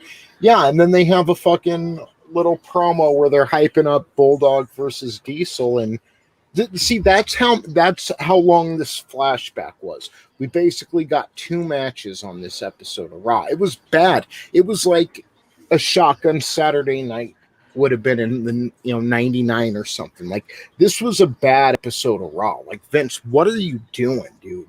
And the fact that this was even tied with Nitro, again, for all of Nitro's faults, they had some pretty good wrestling on that night, and it was entertaining, good storylines. This was like a clip show almost with one good match. Yeah. Well, that was also back in the day when they would film 3 hours worth of TV. Oh yeah, this is their 3rd week in Grand Rapids. Yeah. And they would they'd do 3 hours of TV. Mm-hmm. One of it would be that week's episode of Raw, then the rest of it would be that next week's episode of Raw, and then like Superstars taping or something like that. Yep. Yes. How many times did that one audience have to watch Shawn Michaels dance around in the fucking ring for like 10 minutes at a time? Probably more than 10 minutes. Yeah. More than they cared to on that fucking night. That poor crowd. Jesus. So yeah, that was a lackluster. We go over to Nitro from October 9th, 95. And again, these were tied in the ratings with a 2.7. And okay, so we start off with the commentators. We have Bischoff, Bobby Heenan, Steve Mongo McMichael, and they don't have Pepe at this point. He'll make an appearance later, Pepe the Chihuahua. But they're wearing their Bears jerseys and celebrating like 10 years since the Bears won the Super Bowl. And Sting comes out. And he says he has a plan to fix this issue between Savage and Luger, and he'll be out later on. See, this is this weird WCW production, right? Because he comes out to the commentators, and then he goes into the back, and then they put on his music and bring him out for a match, or nowadays you figure he would have just went straight to the ring. Yeah. But he pinned Shark in a weird pinfall. It was one of those weird WCW pinfalls where no matter how much I rewind it, it looks like a 2 count to me, but apparently it's a 3. Then we go into a replay of the Dungeon of Doom, shaving off Hogan's mustache. And then we get Sabu versus Mr. JL. It's just basic, Jerry Lynn. Yeah. Basic run-of-the-mill Sabu match. He ends up beating Jerry Lynn with a camel clutch in like under 5 minutes. Seems like he pancaked Jerry Lynn when he did a sunset flip. What Sabu was always fucked up when he worked. So I mean, this dude was like, like I said, I've said it before, and I'll say it again. Fuck Sabu, he's a piece of shit. He was a piece of shit then, and he's a piece of shit now. And he's never been a safe fucking worker. I mean, I liked him before I knew what the fuck was like, how shitty actually he was. To work with, like to watch him fucking. Work, it was like, back then, like the hardcore shit was cool, but it's like, if you actually watch it in person and you're in the, you're like, this motherfucker is like not safe at all. Like, he just did dumb shit. Like when he would take those table spots, he would take most of the spot himself. Like, and then he'd get pissed at the other guy. It was like, you fucking landed wrong because you're fucking stupid. Like, well, how long, like later on when he wound up in ECW, did he put Taz on the shelf for? Oh, with his shitty fucking released German through that fucking table? Yeah. Hail Salvador, how are you doing, bro? Hail Sal. Who kicked Taz's ass when he thought he was about... Oh, Rob Van Dam slapped him in the face. Yep, RVD. Yeah. Yeah, slapped his ass in the face. Like, yeah. Well, somebody called Taz out too. The Dudleys did. In a fucking shoot, wasn't it, Kendo? One of those U shoots, wasn't it? The Dudleys calling out Taz for just basically like fucking like trying to live his gimmick, and like, but he actually bought into his own fucking like he was so tough, yeah. I'm not entirely sure. I know which one you're talking about, but I can't exactly say for sure. I can't remember if it was the Dudleys or not. It was somebody along those lines, though, that was like, yeah, he was not as fucking tough, basically, as he tried to act like he was. Yeah. You know, that's one thing, too. Did we get to that yet in this episode? What's that?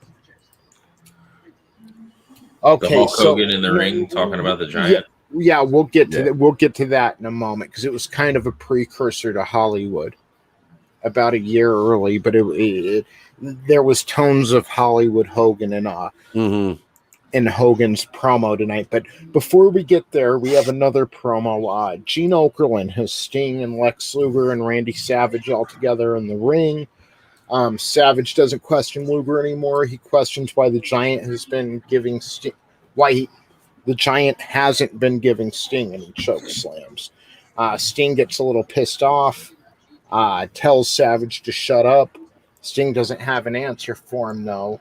And his idea to cool this heat between Luger and Savage is if they win their matches at Halloween Havoc, which is Luger versus Ming and Savage versus Kamala. God, that doesn't sound good. No. Then they get to fight each other. So that I guess gives a little more appeal to the pay-per-view. But you know, they basically give the results away to those two matches just by saying if they win them, then they'll get to fight each other. Mm-hmm. So you know who's gonna, not that you want to know who's gonna go over against Luger and Ming and Savage and Kamala, but I'm also looking back at this at the time, you know, maybe they'd actually push somebody. I liked Ming. Ming was a Savage. Yep. One of the toughest guys in any locker room he was in. Yeah. That's the And story. he, you know, to this day, he still commands respect from a lot of people that know him. Yep. Yeah. Mm-hmm. Thanks. So, yeah, Luger says he won't chicken out and that he's the total package. So now we basically have Luger versus Savage at Halloween Havoc. Next up is Big Bubba Rogers versus Road Warrior Hawk. And Big Both Bubba dead. wins in like less than 2 minutes. Yeah, by count out. Yeah. Yeah. He'll be doing hard times. Oh, wrong company. Yeah, that's not the right company. He's seen it wrestle in a fucking suit. Well, he was in a corrections officer's uniform. But yeah, the suit gimmick for him, I was like, what? Why, Big Bubba? Your name is Big Bubba Rogers, and yet you're in a fucking suit. Like He was like, dealing with some hot times. What was the trailer name that he had at one time? Ray Trailer. That was his shoot name. Yeah. That's his actual name. Yeah. Yeah. That was, I don't like the jorts. I don't like the smoking guns in their jeans. I just like wrestling gear in the ring. I was all right with like the jeans when certain gimmicks, like the smoking guns, I get it, and they still kind of had like their cowboy boots, but they were wrestling boots. I'm like, okay, I can work with that. It's the gimmick, I get it.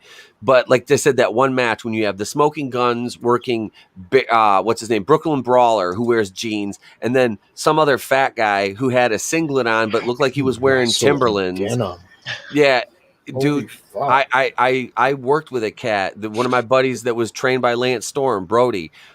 He wrestled in like ripped up jeans, but he did kind of like a woods, kind of like a hacksaw Jim Duggan type gimmick. Yeah, but like I couldn't see wrestling in like tight denim. No, man. Like I wore Rey Mysterio pleather pants, dude. God, you know what? I swear when they were wearing those things, they did not look like real jeans to me. I swear they were like a precursor to those like the leggings. What do you call it? Those stretch jeans that they have. Jeggings. Jeggings. Yeah, jeggings or whatever. Yeah, I swore that's what they were. But you know what? Yeah, none of them, even that. You know, you look at the jeans and everything like that. It still doesn't look as bad as somebody like Bastion Booger. Oh God. Yeah. Yeah. God, bringing up some bad memories. God damn, Bastion Booger. Poor Max Moon. Mm-hmm. We're the gobbledygooker happened a few years ago, so we're at least WWE's still acting like it's fucking that time period, though. Yep. What an injustice to Road Warrior Hawk. It's like, what are you doing with him at this point? Like, yeah, you just job out Job out to Big Bubba Rogers. Like he's like, wait, what? So, yeah, this next segment on Nitro is cool because it's the one we're talking about. Hogan comes out, he's in all black, and he's talking about, like, this is a family matter. And, you know, it was very Hollywood-esque. But he basically, he talks shit to Giant again and says they're going to have their little monster truck match and then their actual wrestling match. I forgot about that fucking thing. Yeah. So then Giant actually shows up in a monster truck. The police are chasing him. They won't open it. This was very DX-esque. You know, he pulls up to the back of the arena in the monster truck and they won't open the big metal door. And then the police show up and they say they're going to keep Giant and Hogan apart tonight. And, yeah, I mean, it was shitty. It was Giant versus Hogan, you know, mid-90s WCW, so we kind of all know what we're going to get.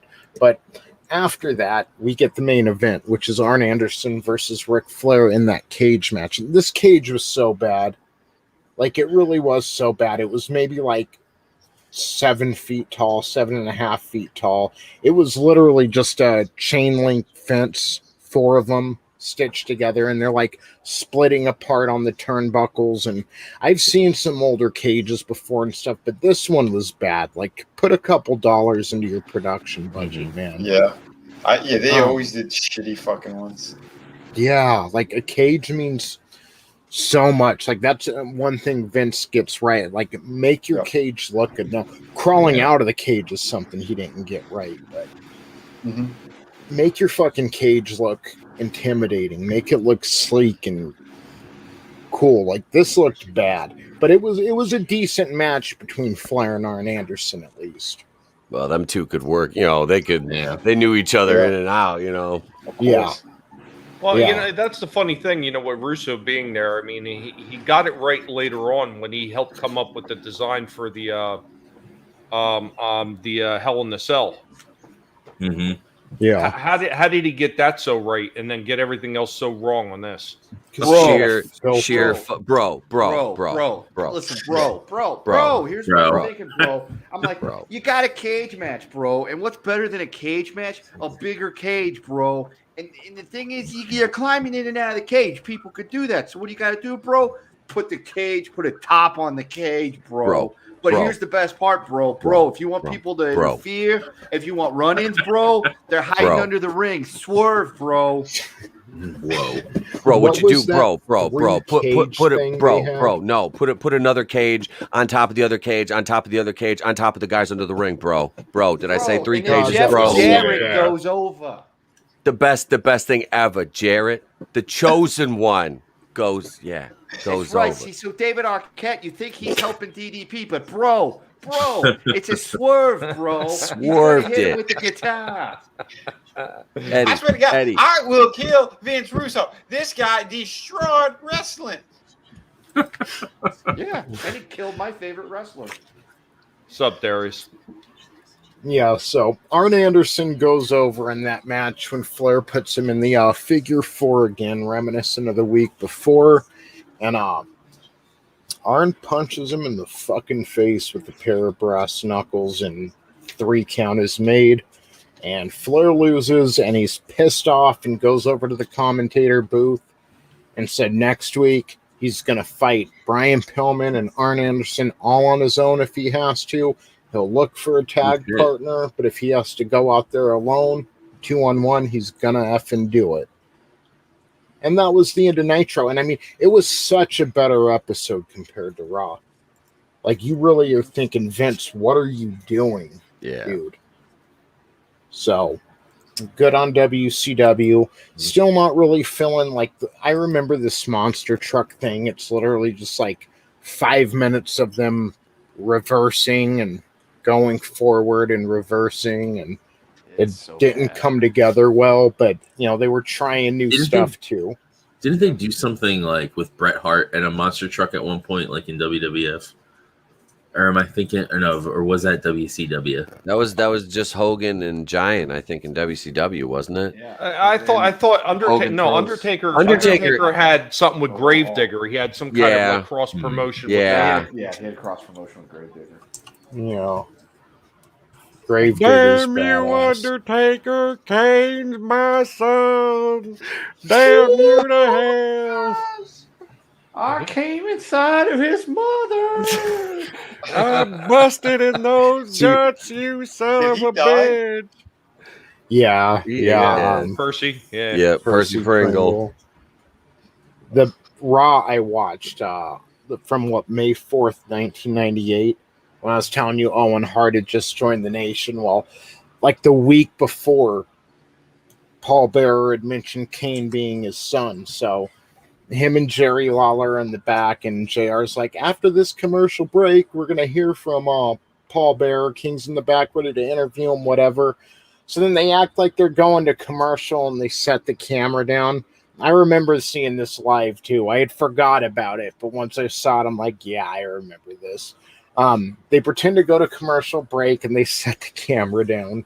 And Lawler and Paul Bearer talk about porking the Undertaker's mom, and he lost his virginity to the Undertaker's mom, and how he had went out with friends, and he wasn't so fat back then. He was a stud, and he ended up taking her right there on the kitchen table, and like right as they're about to finish, he looks up, and there's little 3-year-old Undertaker coming down from the stairs, and yeah.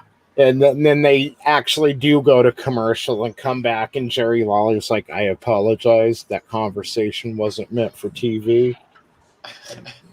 It was so cheesy, so Vince Russo. Oh, shit. Those stupid. It was a fun episode, though. That was the episode where Dude Love, or he actually is wrestling as Mick Foley, and Terry Funk had no holds barred, falls count anywhere. Charlie. Yep. Yeah. Oh, with those nylons on his head. Yeah.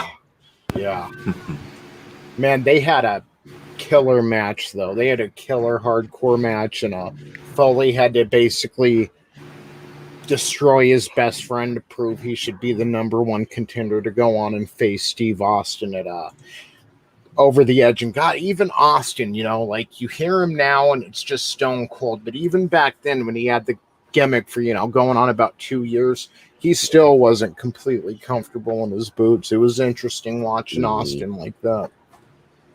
Yeah, at the beginning of his run. Yeah, like he was champ already, and but he still wasn't there with the gimmick yet. Well, because he'd went over at Mania over Michaels already at this point. Yeah. So, yeah, he was in the midst of that. Yeah, he was still, but he was still kind of finding, like you said, finding himself. Well, that process to actually find his character started in the ECW with his departure from WCW. Oh, yeah. Pissed off he was. We talked about that the other week. Yeah, because he had the stunning Steve Austin gimmick, and then he got to go be himself in ECW, kind of. And it wasn't just finding his character either. He was getting used to being the top dog, because Michaels went out right away, and he was kind of thrust into that spot. Taker was there too, but yeah, he was new to being the number one guy at that point. About 2 months. That was the whole thing with Mark, though. Mark didn't really want to take all the limelight. He wanted to be that big supportive player in the back. He wanted to be like the glue to hold it all together, and he wasn't looking for the limelight. Yep. Yeah. They were looking for somebody to take that spotlight and actually just be like star. So right. Yep. And if you look at it, Undertaker, that's basically what he was most of his career. Like he had title runs, but he was always. It didn't really define him. No, his consistency always did. His WrestleMania record up until they decided to do what they did to him, which was shit. Questionable. From what I understand from some of the interviews that they had with him, he was the one that actually said he didn't want title after title after title. So and it was the same thing with Paul White for a long time. I mean, it was just like a running gag that they wanted to keep going, that he wasn't going to win at WrestleMania. Yeah. They tried to, first off with Michaels and Austin, I remember Taker had to tape up his fists and tell Shawn Michaels, if you don't fucking put Steve Austin over, I'm going to beat you up when you get in the back. So, you know, people were a little, people were a little uneasy going into that match because Shawn Michaels was a bitch back then. He always was a bitch. He reminds me of those people who like rail against someone abusing their power, but not because they think it's wrong, just because they want to be in that position, abusing the power. And that's what Michaels reminds me of. Like, you know, he used to sit back and look at Hogan pulling his stroke. Yeah. So as soon as he got in that position, he tried pulling the same shit. He was a pain in the ass back then. Yep. I couldn't stand that motherfucker. Yeah. There's a lot of people who just loved him. He's such a great wrestler. I couldn't stand him just because of how he was acting all the time. I could see it right there. I didn't even know all the you know, backstage shit until later on. Yeah. But you could see it. Yeah, he was cocky. And then Bret Hart was like the exact, like, talk about, you know, polar opposites and coming together at the same time. You know, so then we end up getting Steve Austin and The Rock after that, who, you know, both were arguably like more popular, but they worked well together and they did it the right way. Yep. You know, so good on them because when you have someone like Shawn Michaels, it's the audience that ends up suffering. You know, it's the audience that ends up paying the price when you've got the two, workers in the back who just won't put each other over, who won't do what's right for the business. So, and Bret was always willing to, but it was Shawn Michaels who wouldn't fucking do his part. So, yeah. Well, let's go around. We'll start with you, Mr. Angelous Draven. All right. I didn't get a chance to watch the Raw episodes, but I'm gonna watch. It tells you everything. Watch them after this though. But I have always liked WCW more, like growing up, because that's where I started. And the story just is more compelling. At least that's what I like back in the day. That's what I thought. And the reason I switched back in the day was because of Stephanie McMahon. I thought she was hot as a high schooler. So, yeah. She was. Yeah. It's her attitude that makes her real, you know, not attractive. Yeah. Awful voice. That attitude is 100% genuine. But the Nitros were just good. Like the Eddie Guerrero, the Dean Malenko match was awesome. Anything with Flair is usually good. But yeah. There's a sense of like, even now going back and watching, there's a sense of like excitement in the air. Like you don't know what's going to come next when you watch Nitro. But Raw at this point, it's like, I know what's going to come next. And it's a flashback of last week or the pay-per-view. Or 1, 2, 3 kid pinning Razor Ramon and I liked 2.5 years ago. I liked that as a kid too, like watching because my dad was really into it, and I'd go to like pay-per-views and stuff. So seeing them rival as a kid was awesome because it was like the underdog kind of thing. But I can looking at it now, it kind of like gets played out after a while. So and that's what I mean. It's like, they're going back. Okay, sometimes it's cool to connect storylines going back and stuff, but just, I don't know. It wasn't compelling enough, in my opinion. It just wasn't. I know it was a memorable moment when 1, 2, 3 kid first pinned Razor Ramon. It was a surprise, but it feels like now they're just out of ideas and trying to milk something like, well, the audience liked this before. Let's do that again. Yeah. What about you, Etep? Who took this week? WCW took this week far and away. I mean, Arn Anderson and Ric Flair, you could put those two in a 10x10 ring and they can work a better match than, you know, you were seeing on Raw anywhere. You know, it's always, like I said, like Draven said, it's always good to see them. But what we were talking about with Raw back then, you knew what you were going to get, whereas WCW was the wild card. Raw, we're describing Raw in 1995 as what? As formulaic. What are we describing Raw as in 2021? Formulaic. Except 3 hours. Yeah, except it's 3 hours of schlock now.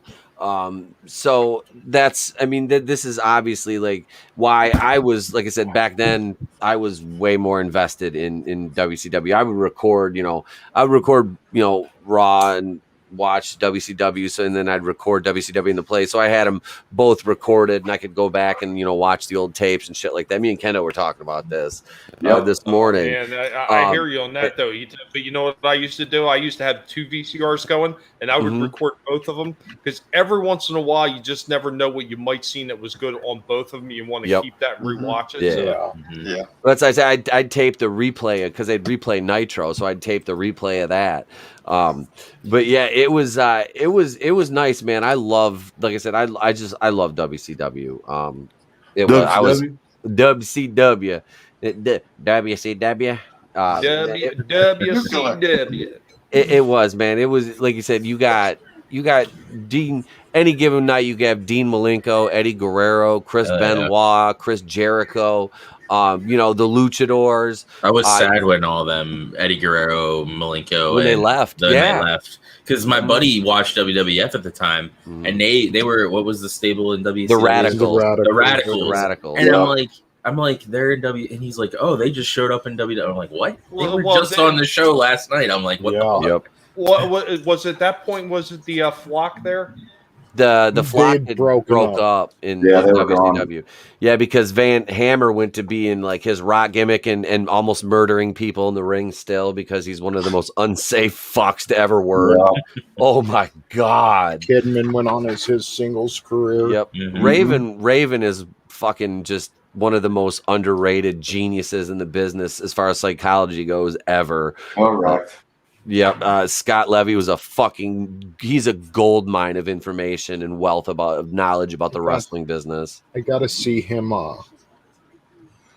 I've seen him in WCW a few times, but I think the last time I saw Raven wrestle live was No Way Out 2001, and he came out with it was something hardcore, probably for the hardcore championship. I don't even remember who he was fighting.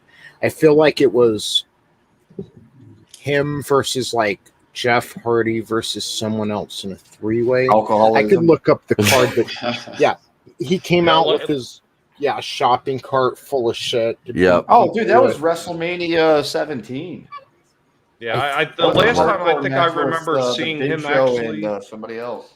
The last time I actually remember seeing him wrestle was actually in Impact. And that was when he started having all the health problems again, and he was severely bloated and shit. Yep. Yeah. He looked horrible.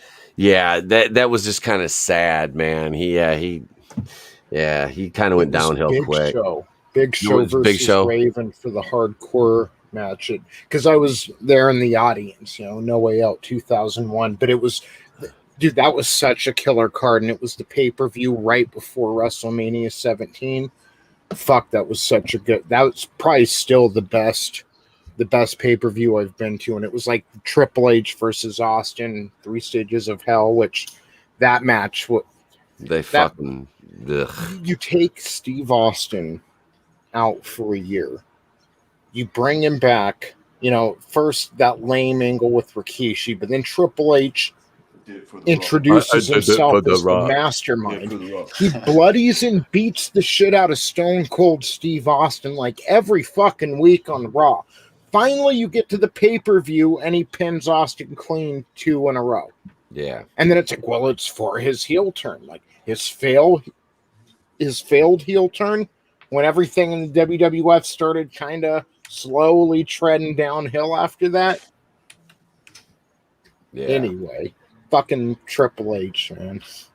Such a dick. Yeah. Fucking Triple H. And then someone from the audience threw a fucking closed can of beer at Steve Austin as he's laying there. The fucking Hell in the Cell raises up. Triple H rolls out of the ring, and this kid, I remember seeing him get dragged out in the audience. You can see it clear on camera. He chucks the fucking beer, and the butt end of the beer just cracks Austin right on his forehead as he's laying there. Like, motherfuckers. That ain't the way I'm supposed to have a beer, kid. You threw the wrong end. Yeah. Yeah, that shit. It was a closed beer, so that stung. hit his skull pretty hard. Yeah. There's a fucking brick. Yeah. So, Kendo, what about you? Who do you think takes these 2 weeks of Raw versus Nitro? Well, I mean, you got to weigh in all the Nitro. I mean, there's no question. This is the pay-per-view that I was at. Unforgiven, which year? 2003, the year I graduated. Nice. Was See, that that's Hershey, when they were Hershey bringing Goldberg Giant Center, in. like when they first put it in? Yeah. I was so sad when they brought Goldberg in. I'm like, come on. Yeah, because Let him die with fight Triple H in that. I think he fought Triple H. And they tried to have an actual match. And it was terrible. It was a terrible It did match. not work. DDP is the only one who could bring that guy to a good, 15, 20-minute match. And that's another pay-per-view I saw in person. Sweet. That was an exciting match. Halloween Havoc 98. Yeah, DDP, he knew how to fucking sell. Yes, he did. So, especially to make fucking Goldberg look good, that is tough. Dude, Paige and Raven had a great feud over the fucking. Yeah. It was the U.S. heavyweight title. Yeah. Later on down the road when Raven was at the Flock, that was great. Yeah.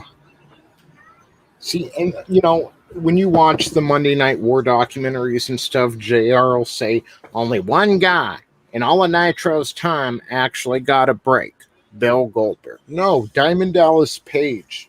Yep. Diamond Dallas Page I used to love watching Page, especially around the time when he was feuding with Raven and then kind of stepped up into the main event and was feuding with Hogan and eventually became champion. Like DDP became a star in WCW. He was Carl Malone had that tag match. Yes. I forget who they fought. Rodman and Hogan. Rodman and Hogan. That's right. Yep. Me and Rodzilla, brother. Godzilla, brother.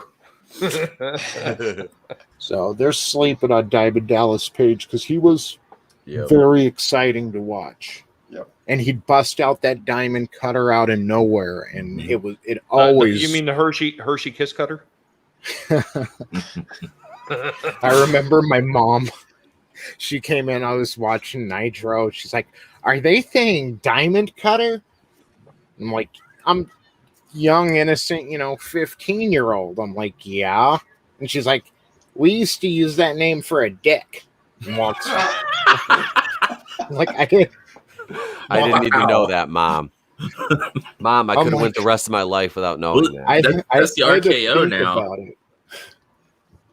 I had to think about it, like diamond cut. How does damn? Well, Angelous. It was actually somebody else's movie. Yeah, it was. Where it was at the Dudley Death Drop. Yep. Yeah. Yep.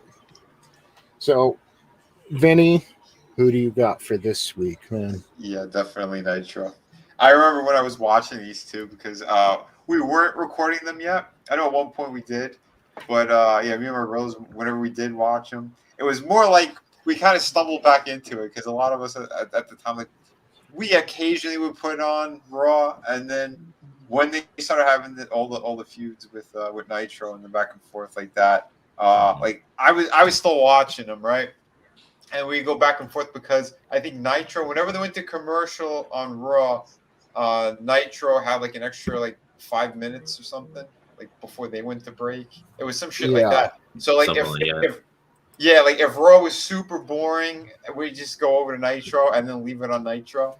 So like a lot of the Raw matches, I know I missed because, like you said, they were boring as shit, or they didn't go anywhere. The storyline sucked.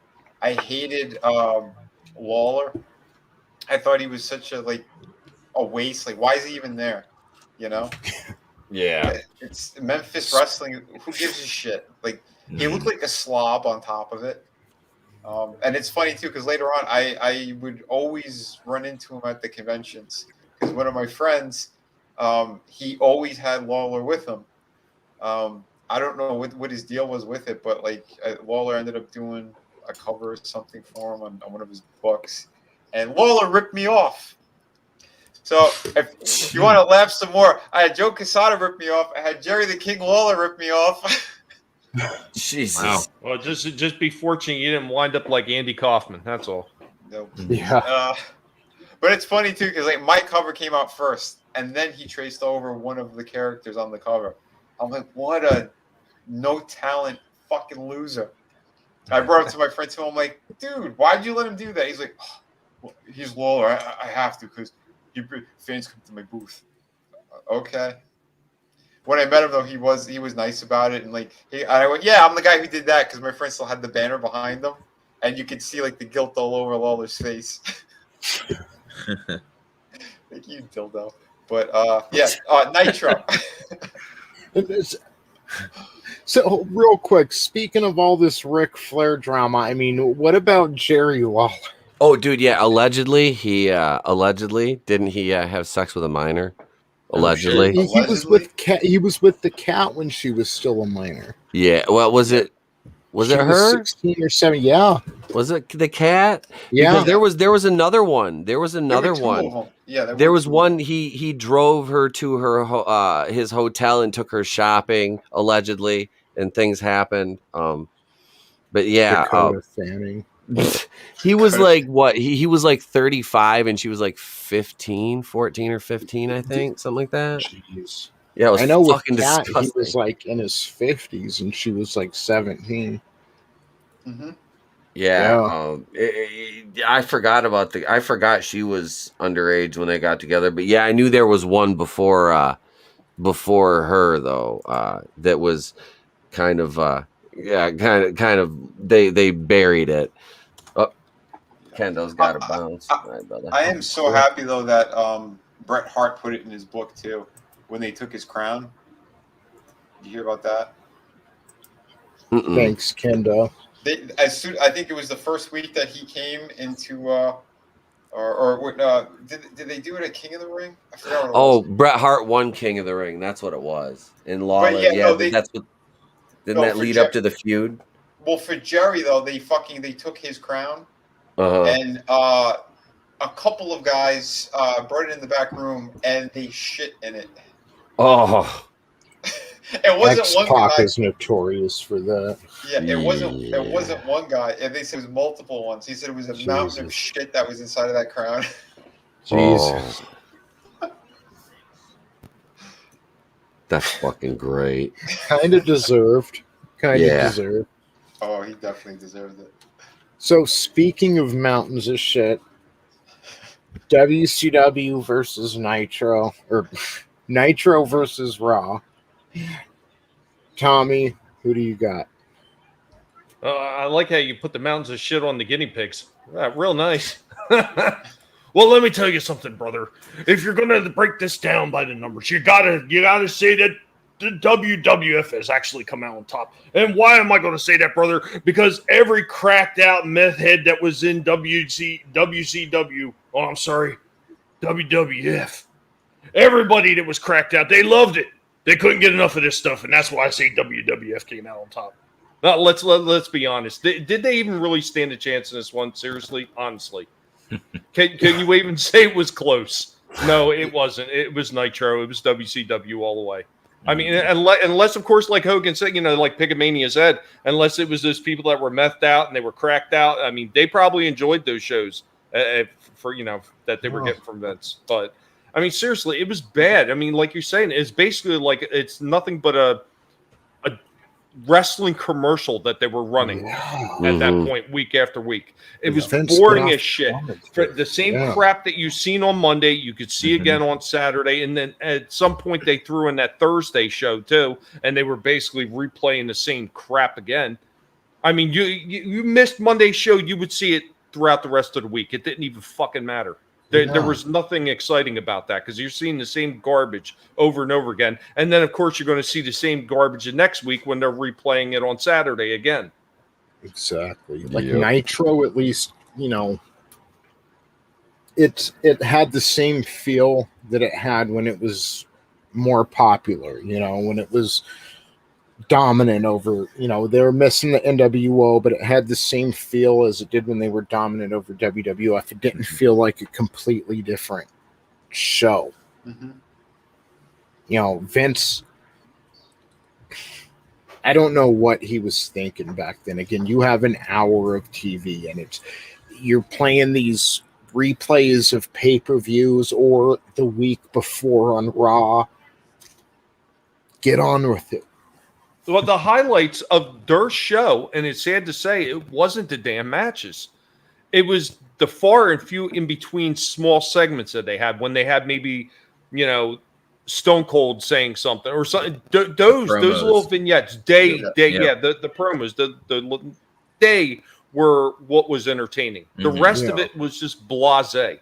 Not to say that the matches weren't technically sound or maybe some of them weren't good, but for the most part, they just weren't entertaining enough for the time slot that they were occupying. Exactly. Yeah. Especially like when The Rock was around, like I didn't even give a shit about the in-ring stuff.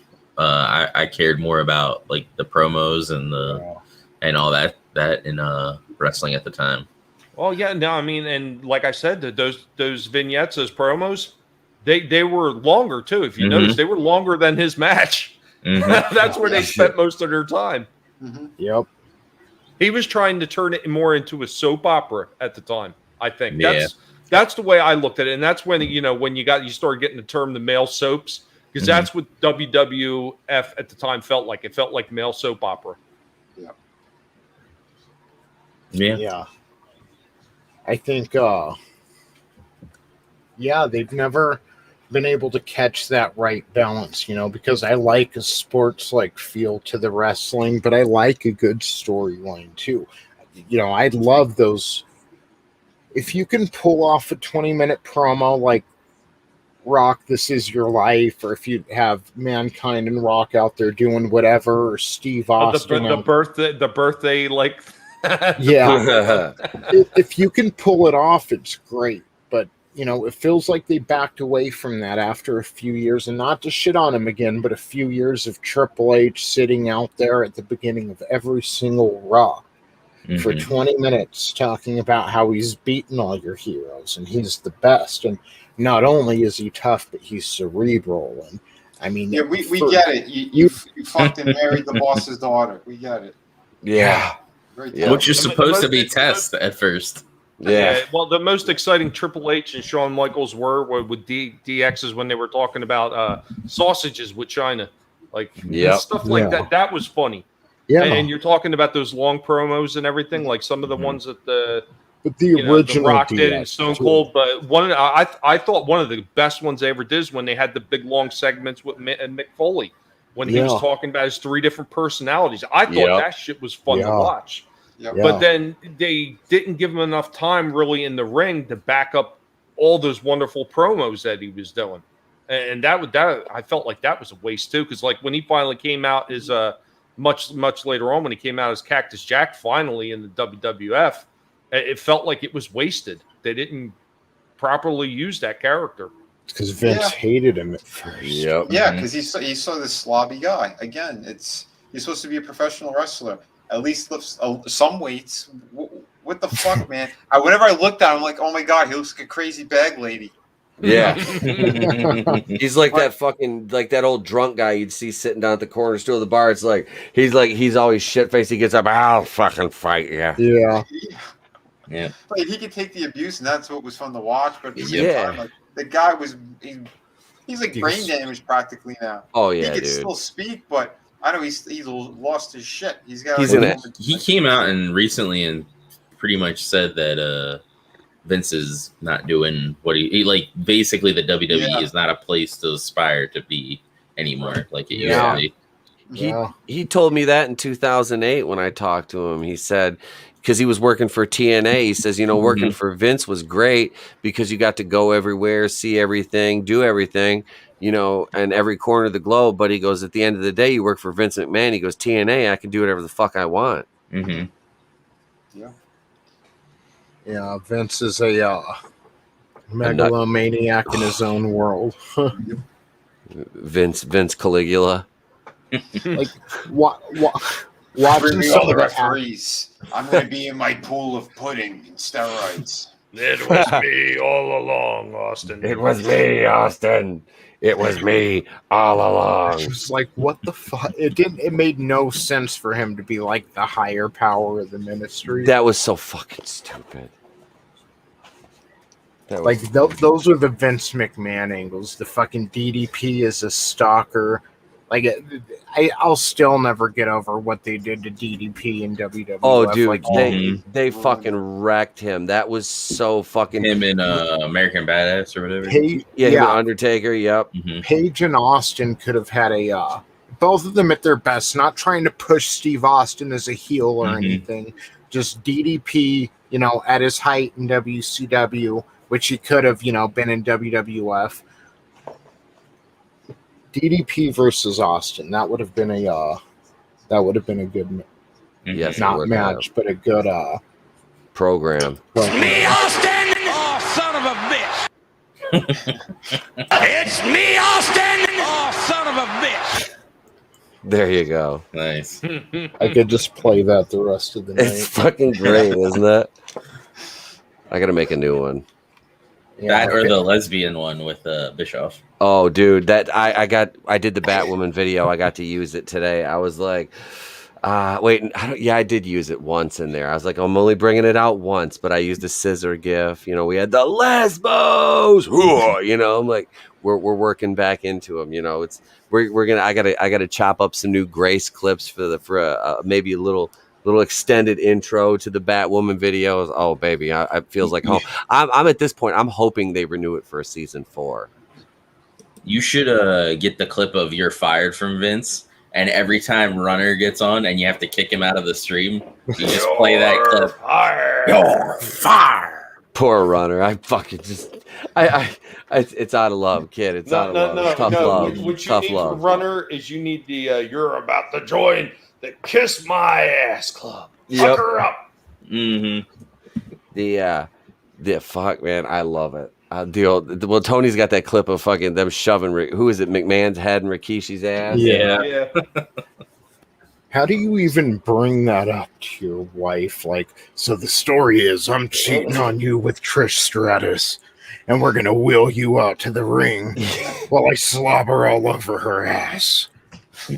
Like that was like one of the ballsiest moves. Like Vince is like, hey, I'm just gonna have an affair on national TV. And his wife's like, all right, whatever. Okay, I'm going to run for Senate. Have a nice time, dear. She's like, well, at least it's a woman this time. Right? What are you talking about, Linda? I never touched Pat Patterson. He was big in the Bay Area. There were 2 referees that accused him of sexual stuff. And a ring announcer. Really? Yep. Oh, wow. It was a dominant thing. When you get this rich, all you want is dick. Pat Patterson establishing dominance. Come here, Earl Hebner. Earl. Is it Earl or Dave? You called me the wrong one, you son of a bitch, Pat. His fantasy is to have a 3-way with twins. Poor Gerald. Earl, Dave. You got it all wrong. You got it all wrong. I was just trying to change your tranny fluid. Poor Gerald Briscoe. Hey, can you see Vince? Jerry, come here. What do you need, Mr. McMahon? I want you to go stay in the hotel room with Pat. Mr. McMahon, anything for you. Over there, fucking, you see Patterson in the corner just rubbing his hands together. Good.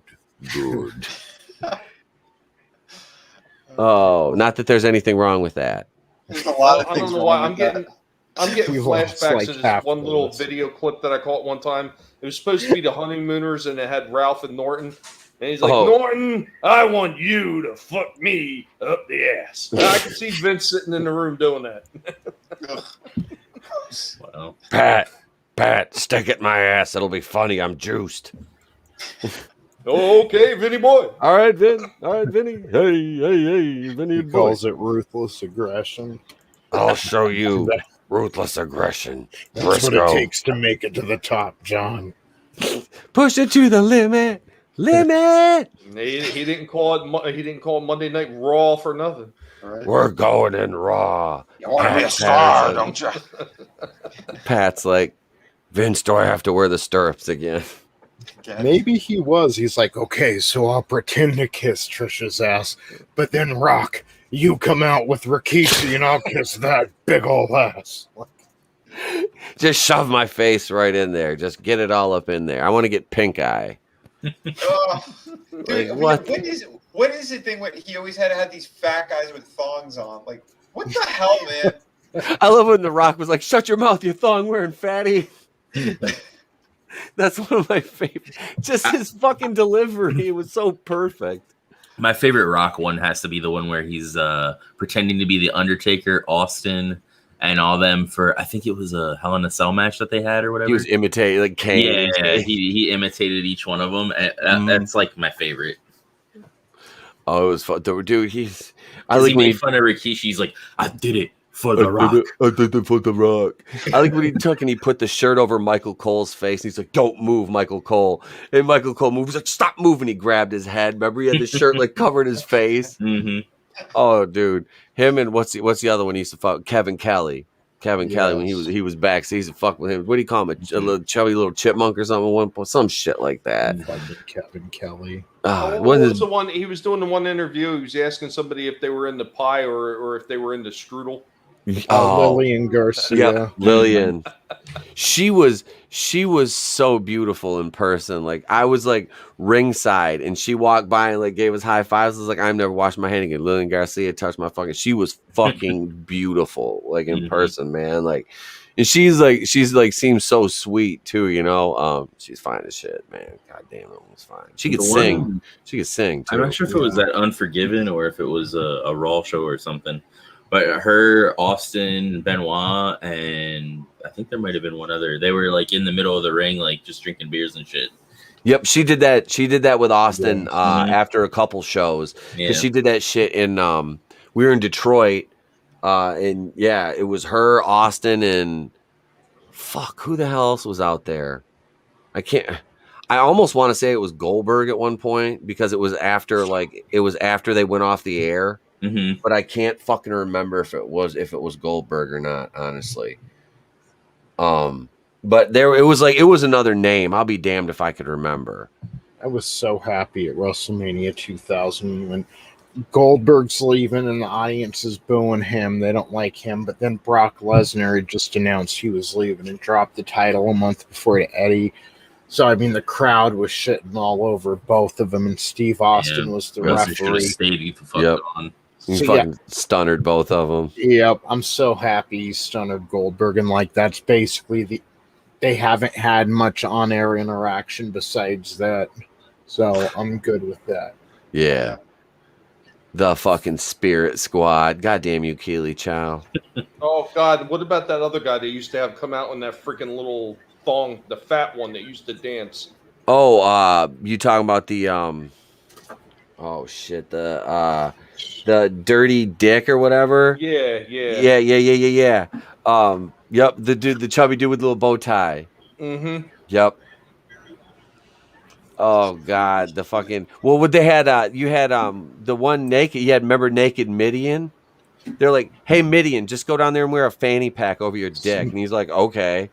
Yeah. Oh, wow. Keely, they had the what is it? The Mean Street Posse, Rodney, but the Spirit Squad. I mean, they would have gotten fucking heat. Freaking Ziggler. Yep, Dolph Ziggler. Yeah. The Spirit Squad would have gotten some fucking heat. Now, it was hard to take them serious. Like, yeah, they were good. They were good for storylines, but I didn't want to see them in the ring actually competing for something serious. No. But they were good for, like, you know... They were a gimmick spot on the card. Yeah, they're good to get beat up backstage or, you know... Just get squashed. Yeah. Yep. God, they were so stupid. Mikey! So stupid. Kenny was the one that was like the fucking... They paired him off with Victoria for a while. Lucky bastard.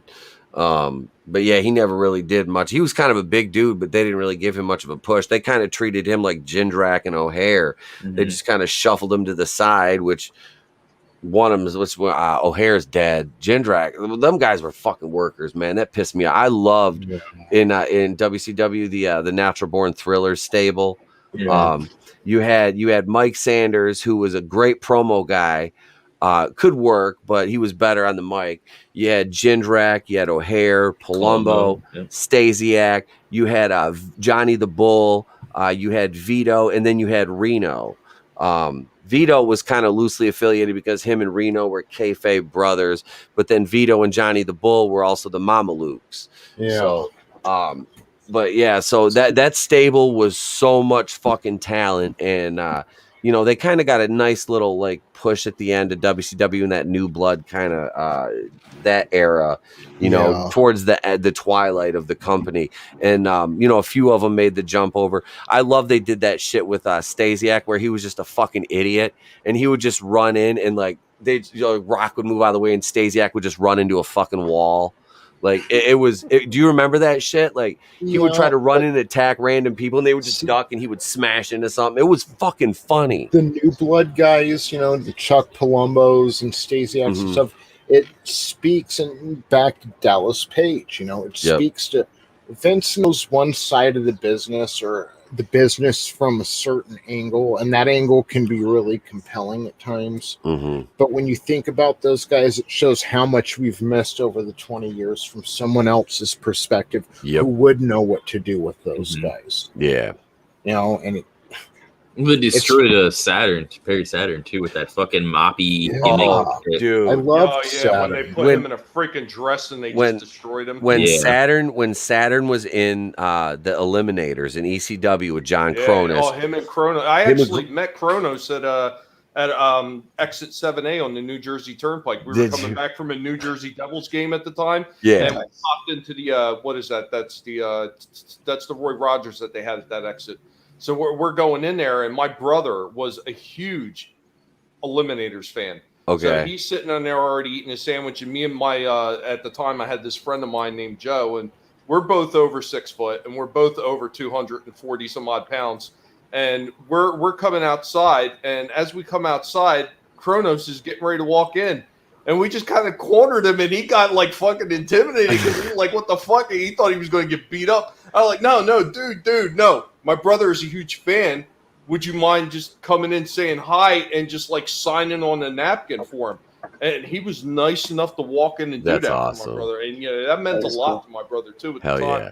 And when I was cleaning out my father's house, damned if I didn't find that freaking napkin with his freaking autograph on it. That's cool.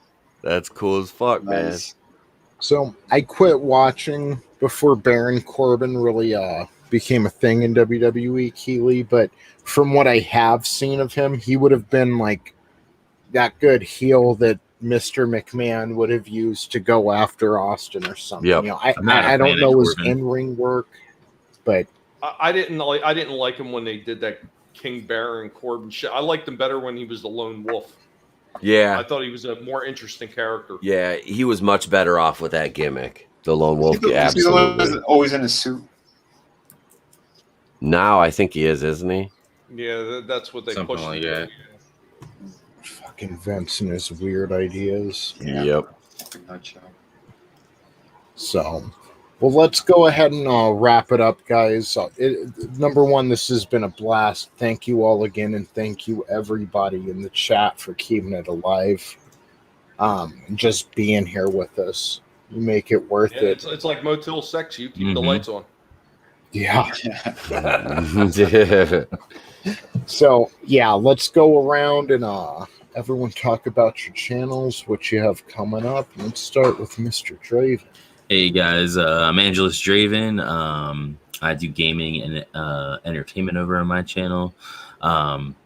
After today, after this, I'm going to be going over to Twitch on my channel over there and probably playing some Final Fantasy 14 with Shadows, my old tag partner, the other half of the Fallen Angels. And then tomorrow I'm going to be on with Etep on Wednesday, going in Raw. Yeah. Yes, sir. Sweet. So Final Fantasy 14, you said it's like an MMO RPG. Yeah, it's an right? MMO RPG. Yes, and the story is really, really good. Like what you expect from a Final Fantasy story, you get in an MMO, so you can play with your friends. I've never played through one of those games, and I was thinking, man, I should get the Final Fantasy VII remaster since it's good. The Final Fantasy VII remake is actually really good. If you end up getting that. Yeah, well, I had a lot of friends back in the day, back in the 90s, telling me it was such a good game, and I'm like, well, they're already on 7, you know. And I remember the games from like NES, like the original. The thing with Final Fantasy is you can play them any order because they're all self-contained stories. Like there's a few that have like sequels, but for the most part, they're all self-contained stories. Wasn't there like Final Fantasy X too? Yeah, there's Final Fantasy X, Final Fantasy X-2, and then there's 13, and that has like 2 other sequels to it. Maybe I should get. But they're the only ones that actually have sequels. I just never played many RPGs. I was always more into action adventure, but I mean, the point-based system can be fun.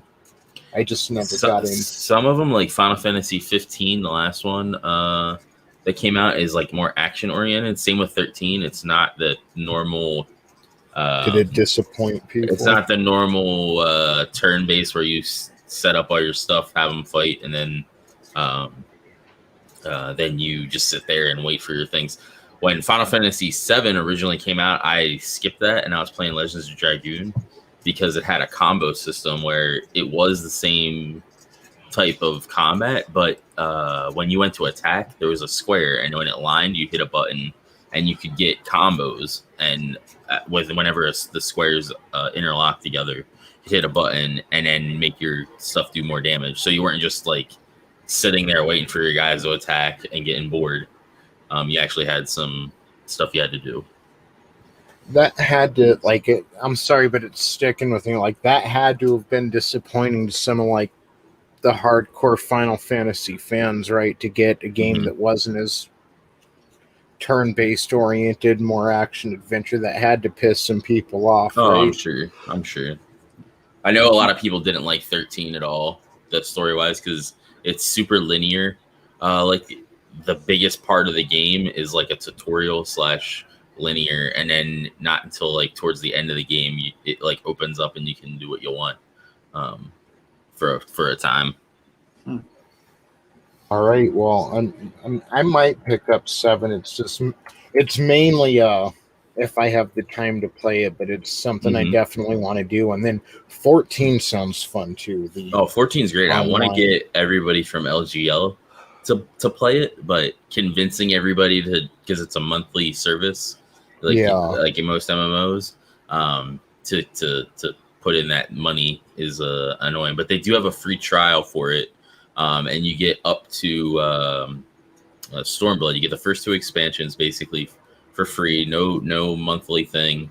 But then if you want to go past that, you'll have to make an investment if you're into it. Right. I might check that out. Yeah. Thank you, brother. The only one I played through was 10. 10 is my favorite. 10 was beautiful. But like the 7, the remake, I was thinking about that as well, but I really have no fucking time. Yeah. And I am more into the remake is fun. Yeah, and that's from a guy who didn't play it originally. So right. Okay.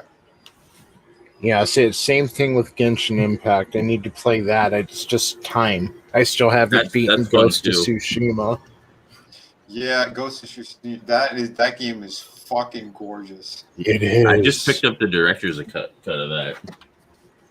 Fucking nice, awesome. Man. I love that. So it has the DLC, all the stuff, and then if I get whenever fucking PS5s are available, it'll get upgraded to that. We need to get together, like all of us, and talk games sometime. Oh, hell yeah. Definitely. Hell yeah. You guys are always welcome on LGL. Thank you. Cool, man. Yeah, check out the Gaming Lounge. Check out Angelous Draven. He's always streaming good stuff and always has good conversation, man. Thank you. Yep. Always a pleasure. Check him out on OnlyFans. Oh, yeah. Etep, what you got going on, man? I was over here digging through a box of video games. I just found my old PlayStation 1 copy of WCW Thunder. Nice. I might play that on my PS2 tonight. Nice. Tomorrow, let's see. I have something going on. I don't know. I got a video. I'll probably do a video. I got to work tomorrow, but I should be able to get a video out in the morning. Maybe release it in the early afternoon. Man, you guys we're up to 798 subs right now. So we're 2 away from the 8 spot. We've jumped up like 6, 7 tonight. So thank you everybody for subscribing. I humbly appreciate it. No, we got a video we'll do a video tomorrow, and then we got Going Rogue tomorrow night on my channel at 8:35 Eastern. Myself, Tony Tone Deaf will be there. Snow Dub will be joining us. Angelous Draven will be joining us tomorrow. And Tommy, man, I know you were traveling when I invited you on, but if you are free tomorrow night, man, you're free to jump on with us. Because I know I invited you. What time are you going? 8:35 Eastern. Yeah, I'm pretty sure I'll be able to. Yeah. I'll drop you a link, and I'll shoot you an outline for the show tomorrow night. So yeah, we got that. So there's our panel for tomorrow. You can join me Thursday morning and probably Friday morning too for the mornings with the Place to Be reviews. And my wife and kid are going to be gone this weekend, so I might do a watch party Saturday night. I have this weekend off, so I kind of want to do that Saturday night because I really don't like to. I don't go out or anything, and so it's we might do a watch party Saturday. So we'll work on that. What's that? Let me know if you're free on Sunday night. Sunday, okay. Mm-hmm. You want for your Sunday night stream? Absolutely, yes. I'll make an appearance, bro. Absolutely. Sweet. But yeah, so that's, and then let's see. I was gonna review. There's some movies coming out. When they hit HBO Max and shit. I'm gonna review. Dune, obviously. And when Venom and all that drops, Let There Be Carnage. I'll be reviewing that. So yeah, that's, and like I said, I'll have some more single release videos. It's almost October. I'll have horror reviews coming up.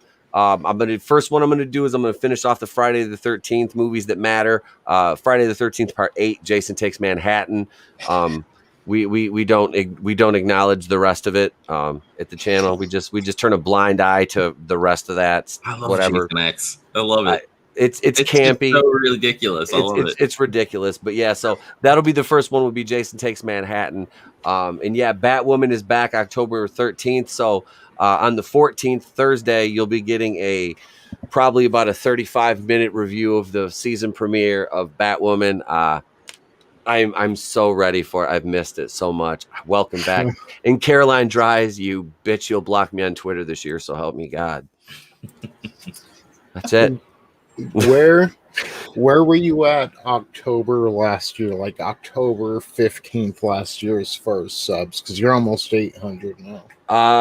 At this point last year, I think I was at like maybe 400, 300 something, 400. Because I said mid-October last year that within 1 year you'd be at 1,000 subs and monetized. So, we got a month to do it, dude. 200 in a month. I'm trying, man. I'm trying, dude. I'm trying to be consistent with the content. We got a fucking amazing Monday night cast with myself, Tony, Vinnie, and Red Gaze. That's the fucking 4 horsemen of Monday night right there. We're that's it. It's every Monday. That's us. 8:35 Eastern. The flagship show on the channel, Going in Raw. Tony's coming up on 2 years. 2 years on the channel with us, right? Yeah, it's been 2. You've been my co-host. First week of January, first Monday of January. It'll be 2 years. I'll tell you what, though. Imagine where a lot of channels would be right now if YouTube still wasn't playing their games, dude. Oh yeah, crazy. And they do that. It's funny because like I saw World Class was up to 171. Now they're back to 169. I'm like, you were just at like what? So dude. They're hitting. They hit right now too. They fucking, dude, they took, I was up to 796 the other day and they dropped me down 4 again. And I'm like, and tonight it's up to 798. So yeah, we're moving. This time last year, I was over 600. And I'm still struggling to get back over 550 again. I was over 550 last week, and I just dropped down about 5 or 6 again. So now I'm back under 550. They've been playing that game with me for about a year, and it's irritating to even say the least. Yeah.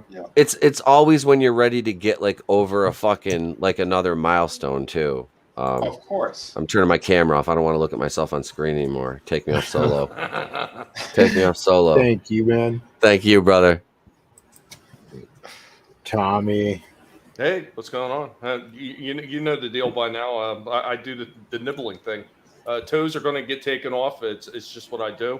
I'm really planning on doing another one of these call outs on YouTube because every time I do them, it does seem to make them leave me alone for a while. The last time I did it, I really went at them hard with a group of people that were just sick of YouTube and the ridiculousness.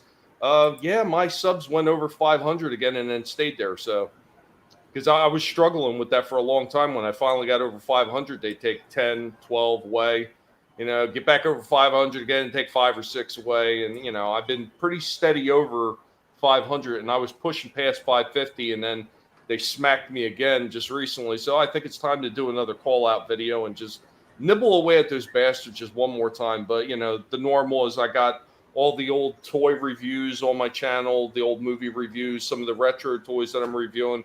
And, of course, Monday we do going old school retro discussions where we get together with a panel of people talking about the things we love from the years past. So eventually I will get done with everything. I mean, I had the glitch again last week where I had to go back upstate and deal with my father's estate, and that's a whole nother mess. I'll talk about that afterwards. But I will be getting the stream together for me and Vinnie, and we will be doing a collectible past hosted by 2 Guineas and talking about toys and what we're talking about, toys and cartoons at the moment.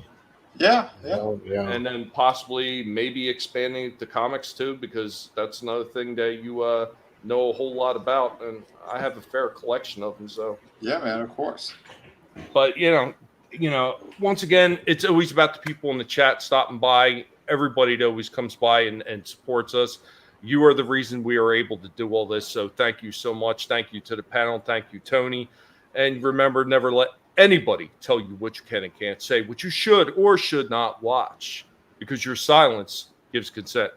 And damn it, Etep, feed those pigs. They were yelling at me. They said they want romaine, and they want it now.